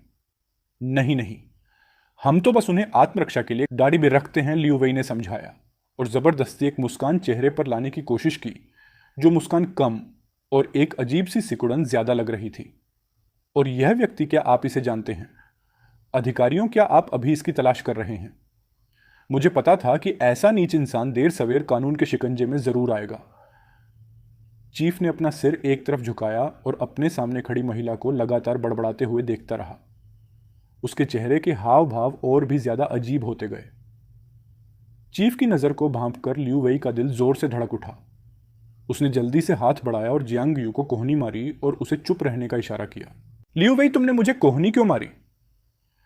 अपनी बांह पर वह स्पर्श महसूस करके जियांग यू स्थिति को समझ नहीं पाई और इसके बजाय उसने अपना सिर घुमाकर स्पष्टीकरण मांग लिया। ठीक है, बोलते रहो, मैं सुन रहा हूं, चीफ ने कहा और अपनी बाहें बांधते हुए स्पष्ट दिलचस्पी दिखाई। उसकी आवाज़ सुनकर आसपास खड़े अधिकारी एक साथ हरकत में आए और उस जोड़े को घेरने के लिए अपनी कतारें कस लीं। माहौल धीरे धीरे डरावना होता गया। उसी पल जियांग यू को आखिरकार एहसास हुआ कि कुछ बहुत ही गलत हो रहा है। चीफ, यह सब क्या चल रहा है? कुछ भी नहीं, हम तो बस तुम्हें स्टेशन पर चाय पीने के लिए आमंत्रित करना चाहते हैं। चीफ मुस्कुराया और अपना हाथ हिलाया। इन्हें अंदर ले जाओ। उसके होंठों से ये शब्द निकलते ही उन दोनों की कलाइयों में हथकड़ियां पहना दी गईं। रुको चीफ, यकीनन तुम्हें कोई गलतफहमी हुई है। कोई गलतफहमी नहीं, सबूत अकाट्य है। इन्हें ले जाओ। तुम ऐसा नहीं कर सकते। मैंने कोई कानून नहीं तोड़ा है, तुम मुझे गिरफ्तार नहीं कर सकते। तुम जो कर रहे हो वह गैर कानूनी है और मैं तुम पर मुकदमा करूंगा। अग्रिम बधाई। बस आराम से बैठकर इंतजार कर रहा हूं कि इस नीच को उसके एके की सजा मिले। ठीक उसी समय जब जनता की राय पूरी तरह से एक तरफ झुक रही थी, राजधानी में रातों रात एक आपातकालीन बैठक बुलाई गई। विशाल कॉन्फ्रेंस रूम के अंदर एक दर्जन से ज्यादा कैबिनेट सदस्य दबी जबान में चर्चा कर रहे थे। सालों तक कैबिनेट में एक साथ काम करने की वजह से ये सदस्य एक दूसरे के पुराने परिचित थे। जाहिर है मिलते ही उन्होंने एक दूसरे का हालचाल पूछा। हालांकि उनकी मुख्य चिंता इस आपातकालीन बैठक का खास एजेंडा ही बनी रही। आखिरकार कॉन्फ्रेंस रूम के दरवाजे खुले और एक साथ दो लोग अंदर आते दिखाई दिए। ठीक अगले ही पल ये सांसद, ऐसे लोग जिनका आमतौर पर बहुत ज्यादा दबदबा और पहुंच होती है, एक साथ सीधे तनकर खड़े हो गए और सबसे आगे चल रहे व्यक्ति की ओर तनाव भरी नजरों से देखने लगे। ये व्यक्ति कोई और नहीं बल्कि रोंग राज्य का मौजूदा दूसरे नंबर का सबसे ताकतवर इंसान था, लिन हाई, जो कैबिनेट का मौजूदा उप प्रधानमंत्री था। उसका बाहरी बर्ताव शांत था, फिर भी उसमें सत्ता का एक साफ और जबरदस्त प्रभाव झलक रहा था। एक ऐसे इंसान की प्रभावशाली मौजूदगी जो सत्ता के शिखर पर बैठा हो। इसमें कोई तकलीफ नहीं है, बिल्कुल भी नहीं। हम कितनी भी मेहनत क्यों ना कर लें, आपकी मेहनत के आगे हमारी मेहनत कुछ भी नहीं है। आप श्रीमान हमारे सच्चे आदर्श हैं और वही पैमाना है जिससे हम खुद को मापते हैं। भीड़ से मिली ऐसी जबरदस्त तारीफ सुनकर लिन हाई ने कोई खास प्रतिक्रिया नहीं दी। इसके बजाय वह बस नपे तुले कदमों से चलकर खास मेहमानों वाली सीट तक गया और अपनी जगह पर बैठ गया। थोड़ी बहुत शिष्टाचार की बातें होने के बाद मीटिंग आधिकारिक तौर पर शुरू हुई। लिनहाउ ने अपने हाथों में पकड़े दस्तावेजों को काउंसिल के हर सदस्य को बांटकर शुरुआत की। ये वही प्रस्ताव थे जो उसने पहले इंटरनेट के नियमन के संबंध में पेश किए थे। दस्तावेज मिलते ही काउंसिल के सदस्यों के चेहरे उस पल ही उतर गए जब उन्होंने शीर्षक पर नजर डाली। हालांकि लिन हाई की मौजूदगी का लिहाज करते हुए उनमें अपनी नाराजगी खुले तौर पर जाहिर करने की हिम्मत नहीं हुई। क्या यह ठीक वही प्रस्ताव नहीं था जिसे उन्होंने पहले अनगिनत बार खारिज कर दिया था? यह लड़का इतना जिद्दी और अड़ियल क्यों है? आखिर इंटरनेट कोई असली दुनिया तो है नहीं। अगर हम सचमुच कोई सुधार अभियान चलाते हैं तो इसके लिए जरूरी मैन पावर, वित्तीय संसाधन और भौतिक संपत्ति कितनी ज्यादा होगी। ठीक इसी पल लिन हाई ने अपनी बात रखी। इस मीटिंग के एजेंडे में सिर्फ दो ही मुद्दे हैं। पहला मुद्दा साइबर बुलिंग और अफवाहें फैलाने जैसी समस्याओं से जुड़ा है। दूसरा मुद्दा मनोरंजन जगत की अराजक स्थिति से जुड़ा है। लिन हाई के शब्द एक स्थिर करने वाली शक्ति की तरह काम कर रहे थे, एक मजबूत लंगर की तरह जो तूफानी समुद्र को शांत कर देता है। भले ही वहां मौजूद काउंसिल के सदस्यों के मन में कितनी भी बड़ी आपत्तियां क्यों ना हो, वे उन्हें बस अपने अंदर ही दबाकर रख सकते थे। लिन हाई के समर्थन से हिम्मत पाकर लिन हाउ को आखिरकार काउंसिल के सदस्यों की इस सभा के सामने अपनी बात पर डटे रहने का साहस मिल ही गया। काउंसिल के सदस्य यही तर्क पहले भी अनगिनत बार सुन चुके थे। अब उनके मन में बस एक ही विचार था, इस औपचारिकता को जितनी जल्दी हो सके निपटाकर घर जाकर सो जाना। चूंकि बिग बॉस पहले ही अपनी बात कह चुके हैं, इसलिए हमारी राय अब पूरी तरह से बेमानी हो चुकी है। हालांकि लिन हाउ की अगली टिप्पणियों ने उन्हें पूरी तरह से चौंका दिया। आप मुझसे पूछते हैं कि क्या मैं समझता हूं कि उसके पिता और दादा कैसा महसूस करते हैं। काउंसिल के सदस्यों ने सहज ही घबराकर अपनी लार निगली और मेज के मुख्य स्थान पर बैठे उस गंभीर चेहरे वाले अधेड़ उम्र के व्यक्ति की ओर चोरी छिपे तिरछी नजर से देखा। वह एहसास, ओह, वे उसे बहुत अच्छी तरह जानते थे। वह बेहद तकलीफदेह था। अचानक जैसे कोई बात अचानक समझ में आ गई हो। काउंसिल के सदस्यों में से एक ने जोर से मेज पर हाथ पटका और अपनी जगह से उछलकर खड़ा हो गया। उसका चेहरा गुस्से से तमतमाया हुआ था और उसकी आंखों से मानो आग बरस रही थी। यह तो बिल्कुल ही शर्मनाक है। मैंने कभी सोचा भी नहीं था कि आज के ज़माने में साइबर बुलिंग इतनी ज़्यादा फैल जाएगी। इन पीड़ितों और उनके परिवारों की खातिर हम बस हाथ पर हाथ धरे बैठे नहीं रह सकते। मेरा प्रस्ताव है कि आज रात ही हम साइबर बुलिंग पर नकेल कसने के लिए एक विस्तृत योजना तैयार करें। उनके मुंह से ये शब्द निकलते ही काउंसिल के बाकी सदस्यों ने एकमत होकर उनका समर्थन किया। बिल्कुल, इंटरनेट कोई ऐसा इलाका नहीं है जहां कोई कानून न चलता हो। अब समय आ गया है कि हम इसे काबू में लाएं। जहां तक मनोरंजन जगत में फैली अराजकता की बात है, मुझे नहीं लगता कि कॉमरेड लिन हाउ को अब और समय बर्बाद करके इसके खास उदाहरण गिनाने की जरूरत है। समय बहुत कीमती है। आइए हम सीधे आज रात ही उस योजना को बनाने का काम शुरू करें। क्या आप लोगों के पास दिमाग भी है? हालांकि उसी दोपहर ड्रैगन नेशन के सरकारी मीडिया ने एक खबर जारी की जिसमें घोषणा की गई कि तत्काल प्रभाव से कैबिनेट घरेलू इंटरनेट और मनोरंजन उद्योगों पर अचानक जांच करने के लिए एक इंस्पेक्शन टास्क फोर्स का गठन करेगी। जैसे ही यह खबर फैली, तुरंत ही हंगामा मच गया। यह बस बहुत ज्यादा ही इत्तेफाक था। एक पल आपकी असली पहचान सामने आती है। और ठीक अगले ही पल यह खबर आती है कि कैबिनेट इंटरनेट और मनोरंजन क्षेत्रों पर एक क्रैकडाउन शुरू करने वाली है। इसे लाजिमी तौर पर हर किसी को आपकी कथित पहचान की सच्चाई पर शक होने लगा। इस बीच शहर के दूसरी तरफ मोडू एंटरटेनमेंट के मुख्यालय में जनरल मैनेजर लू ग्वन अपनी एग्जीक्यूटिव कुर्सी पर गंभीर चेहरे के साथ बैठे थे और अपने सामने खड़े वंग एरफन से पूछताछ कर रहे थे। क्या तुम सच में यह दावा करने वाले हो कि ये दोनों घटनाएं महज एक इत्तेफाक हैं? मिस्टर लू, मैंने बार बार पूछताछ की है। यह लिन बेई एक बिल्कुल ही कंगाल कॉलेज छात्र के अलावा और कुछ नहीं है। उसके पास अपनी गर्लफ्रेंड के लिए तोहफा खरीदने के पैसे भी नहीं थे। उसे गर्मियों की नौकरी करके पैसे बचाने पड़े थे। इस बात की तो कोई गुंजाइश ही नहीं है कि वह राजधानी के बड़े लोगों में से एक हो। वांग इरफान ने घबराहट में घूंट भरा। यह सारी जानकारी सीधे लियो रुयान और ली शू से मिली थी। जहां तक धोखा खाने की संभावना की बात है, वह तो बहुत ही कम लगती थी। आखिरकार कौन समझदार इंसान राजधानी के किसी असली बड़े आदमी को छोड़कर अपने जैसे किसी तथाकथित ट्रैफिक स्टार के पीछे भागेगा?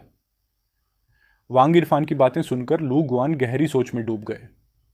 ऊपर से सुधार अभियान शुरू करने का अचानक आया आदेश यकीनन बिना किसी वजह के तो नहीं आया होगा। या तो उसने किसी ताकतवर हस्ती को नाराज कर दिया था, या फिर उसने किसी और के इलाके में दखल दिया था। नतीजतन उसने इस मामले की जांच के लिए अपने सेक्रेटरी को पहले ही भेज दिया था। जैसे ही ये शब्द कहे गए, सेक्रेटरी के चेहरे के हाव भाव तुरंत गंभीर हो गए। मुझे कुछ पता चला है चेयरमैन। हालांकि मैं सिर्फ एक ही पक्ष की पहचान कर पाया हूं। कौन सा? कहीं ऐसा तो नहीं कि वह... सेक्रेटरी ने सिर हिलाया, फिर हाथ उठाकर छत की तरफ इशारा किया। यह एक खामोश इशारा था जो उसके बॉस के सबसे बुरे डर की पुष्टि कर रहा था। लू ग्वान को ऐसा लगा जैसे उसके दिमाग के अंदर कोई बिजली कड़क गई हो। उसी पल उसके शरीर की सारी ताकत खत्म हो गई और वह बेजान होकर अपनी आराम कुर्सी पर वापस लुढ़क गया। वह शाही राजधानी का इकलौता और अनोखा लिंग कबीला है। सालों तक व्यापार जगत के ऊंचे तबकों में रहने के बाद भला वह उस खौफनाक पुराने रईस घराने से अनजान कैसे हो सकता था? इस मोड़ पर क्या मैं सिवाय इसके और कुछ नहीं कर सकता कि बस यही दुआ करूं कि तुम्हारी असली पहचान के बारे में ऑनलाइन फैल रही वो अफवाहें झूठी हों? यह सोचते हुए लोगुआन ने अपनी बची खुची ताकत बटोरी और वांग इरफान पर गुस्से से चिल्लाया, दफा हो जाओ मेरी नजरों से। वांग इरफान इस अचानक हुए गुस्से के आउटबर्स्ट से एकदम सन्न रह गया। इससे पहले कि वह कोई प्रतिक्रिया दे पाता, कई हट्टे कट्टे रौबदार सिक्योरिटी गार्ड दरवाजे से अंदर आ गए। इस बीच मोडू एंटरटेनमेंट के मुख्यालय के बाहर 3 मेबैक कारों का एक काफिला दूर से धीरे धीरे पास आ रहा था। गाड़ियां सड़क के किनारे आकर रुक गईं, अपने सामने खड़ी उस शानदार विशाल इमारत को ऊपर तक निहारते हुए। लिनहाओ के मुंह से अनायास ही विस्मय भरी एक आह निकल पड़ी। वह अच्छी तरह जानता था कि यह इमारत किस चीज का प्रतीक है। ड्रैगन किंगडम के मनोरंजन जगत का एक दिग्गज व खंभा, जो राजधानी के मनोरंजन जगत के आधे हिस्से को सहारा देता है। अतीत में जब वह महज एक छोटा मोटा सरकारी कर्मचारी था, तो वह निश्चित रूप से अपनी मर्जी से इतनी ताकतवर हस्ती को छेड़ने की हिम्मत कभी नहीं करता। हालांकि अब जब उसके पास तुम्हारा ज्ञान था, तो ऐसा लग रहा था मानो उसके हाथ में अधिकार की कोई दैवीय तलवार हो। लिनहाओ ने इधर उधर की बातें छोड़ दी और सीधे मुद्दे पर आ गए। तो फिर चलिए अंदर चलते हैं। जांच के प्रभारी अधिकारियों के अनुसार इस मामले में फंसा कलाकार वांग इरफान अभी इसी इमारत के अंदर है। हम नहीं चाहते कि पीड़ित यहां आए और उसे पता चले कि हमने अभी तक संदिग्ध को पकड़ा ही नहीं है। यह तो बहुत ही बुरा नतीजा होगा। पास ही खड़े डायरेक्टर झाओ ने एक गहरी खुद को शांत करने वाली सांस ली। इस समय सबसे जरूरी बात थी उस युवा मालिक जो पर्दे के पीछे से सब कुछ संभाल रहा था का ध्यान अपनी ओर खींचना। एक बार जब वह ऐसा कर लेता तो अपना नाम साफ करना बस कुछ ही समय की बात होती। इसी सोच के साथ डायरेक्टर झाओ ने तुरंत एक सख्त और अधिकारपूर्ण लहजा अपना लिया। बिल्कुल सही।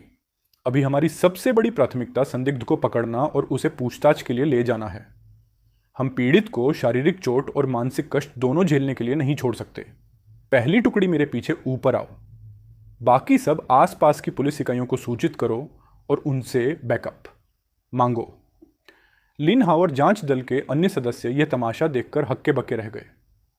जो कोई भी असली स्थिति से अनजान होता वह शायद यही मान लेता कि इमारत आतंकवादियों के घेरे में है और पुलिस डायरेक्टर खुद आतंकवाद विरोधी अभियान का नेतृत्व कर रहे हैं। इस बीच लॉबी के दूसरी तरफ लिफ्ट के दरवाजे खुल गए। हालांकि बाहर कदम रखने वाली महिला के पास इस समय ऐसी बातों के बारे में सोचने का कोई समय नहीं था। जब उसका पूरा भविष्य दांव पर लगा हुआ था तो वांग इरफान ने जल्दी से अपने कपड़े ठीक किए रिसेप्शन डेस्क की ओर भागी, जहां कई युवतियां मौजूद थीं, और एक बनावटी मुस्कान के साथ पूछा, देवियों, क्या आप मुझे बता सकती हैं कि यहां आखिर चल क्या रहा है? क्या आप मुझे कोई इशारा दे सकती हैं? रिसेप्शन पर बैठी लड़कियां इस अचानक हुई हलचल से साफ तौर पर घबरा गई थीं। कुछ देर रुकने के बाद उनमें से सबसे हिम्मत वाली लड़की ने आखिरकार मुंह खोला, इरफान, हमने बस कुछ अफवाहें सुनी थीं, इसलिए हम बस यूं ही बकवास कर रहे थे। प्लीज इसे दिल पर मत लेना। हालांकि इससे पहले कि वांग इरफान और कुछ पूछ पाती, मुख्य दरवाजे के बाहर से अचानक एक जोरदार धमाका हुआ, जिसके बाद कांच टूटने की आवाज आई। वांग इरफान ने सहज ही अपना सिर घुमाकर देखा तो पाया कि कई हट्टे कट्टे भारी भरकम लोग अंदर की ओर तेजी से चले आ रहे हैं।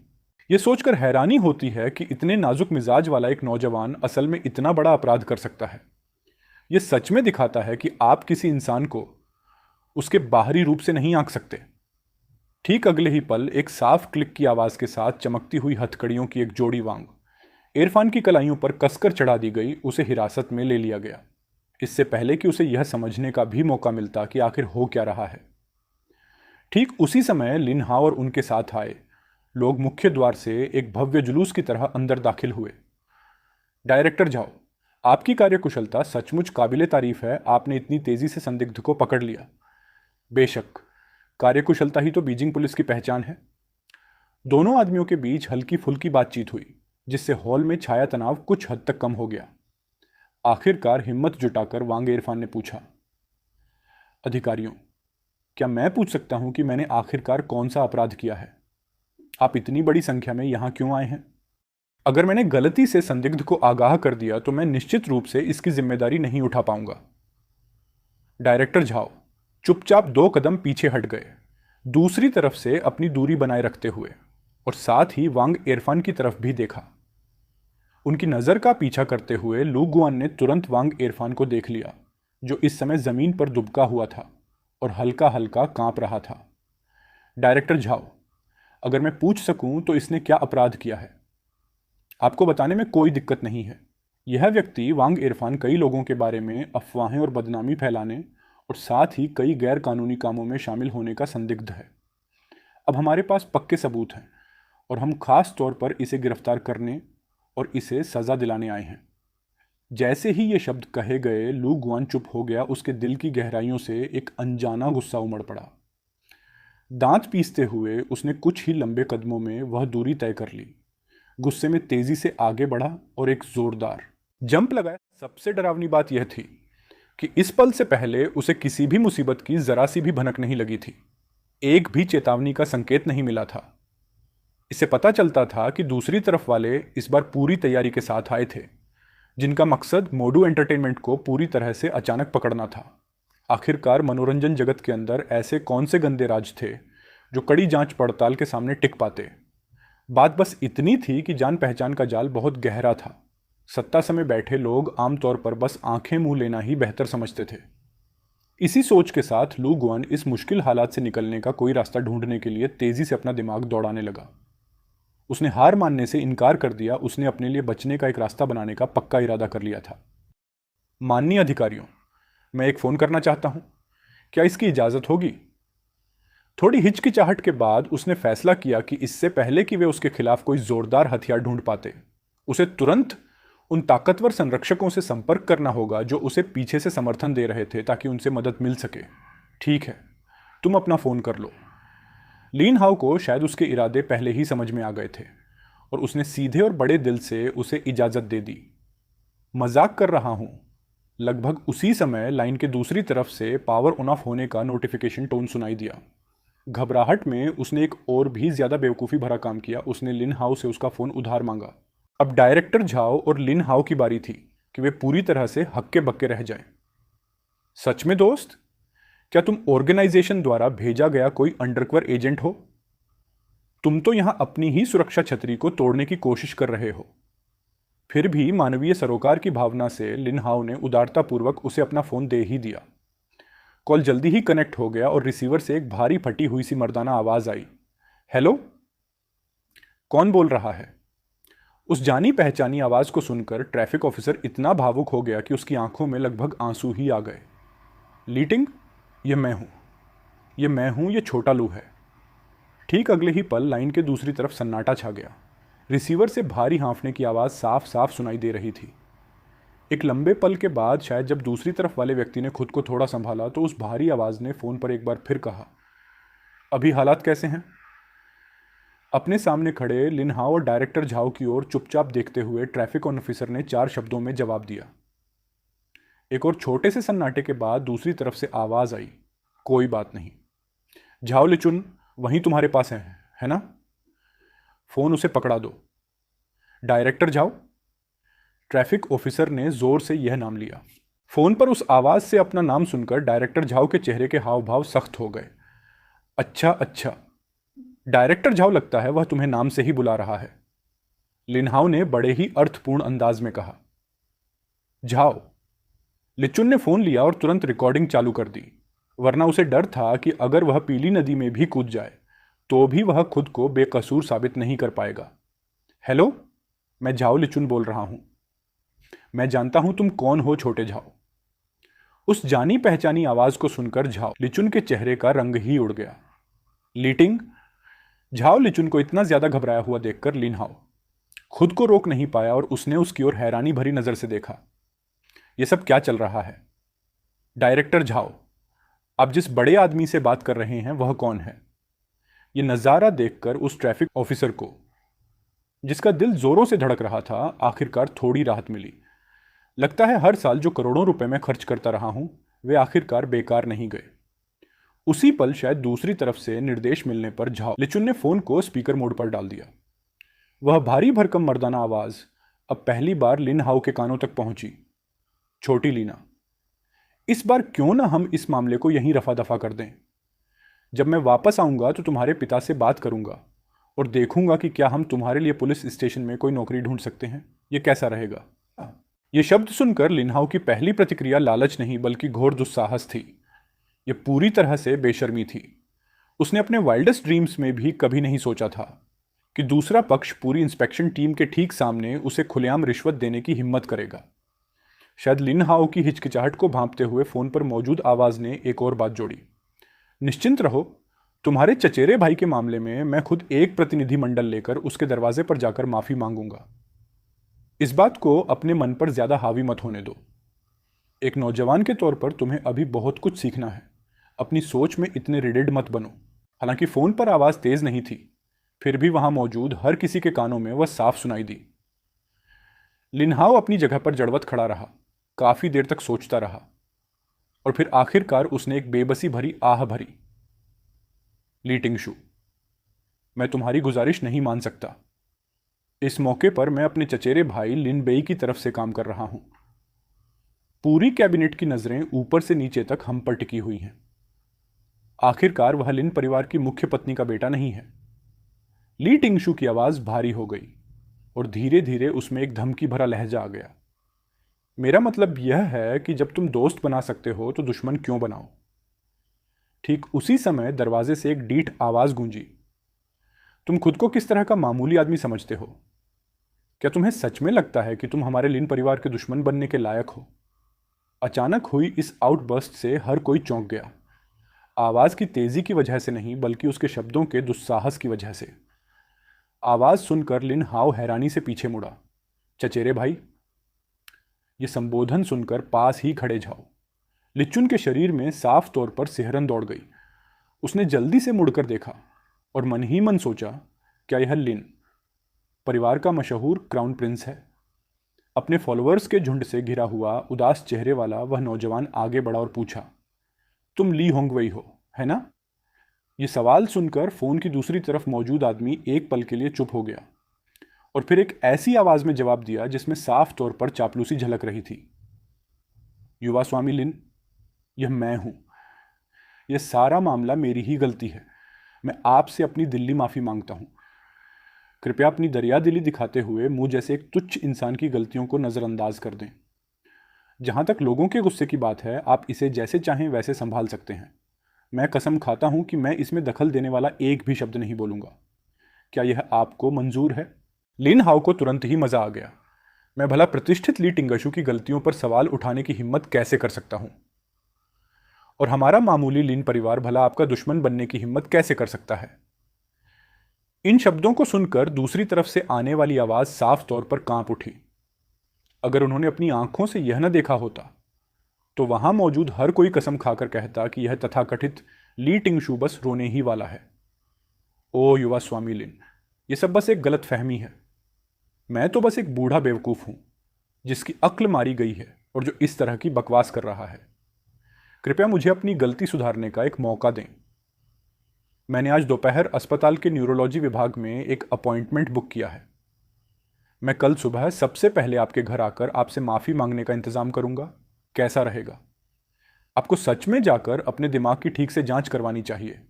अगर आपके पास पैसों की कमी है तो बस मेरे पास आ जाइए, मैं बिल चुका दूंगा। ओह, और जहां तक माफ़ी मांगने की बात है, उसकी कोई ज़रूरत नहीं। आखिर आपको साफ तौर पर बुढ़ापे का पागलपन, सिनाइल डिमेंशिया हो गया है। मैं नहीं चाहूंगा कि कोई मुझ पर एक लड़खड़ाते हुए बूढ़े बेवकूफ़ को परेशान करने का आरोप लगाए।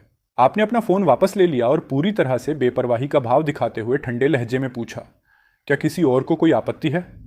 बेझिझक बोले। हॉल में एकदम सन्नाटा छा गया। लिनहाउ के नेतृत्व वाली जांच टीम को छोड़कर बाकी सभी ने सहज ही अपने सिर झुका लिए। क्या आप मजाक कर रहे हैं? कोई आपत्ति? क्या उन्हें यह नहीं दिख रहा था कि खुद डायरेक्टर ली भी माफी मांगने के लिए लगभग अपने ही पैरों में उलझ रहे थे? भला वे आपत्ति करने की हिम्मत कैसे कर सकते थे, यह देखकर कि किसी ने एक भी शब्द नहीं बोला।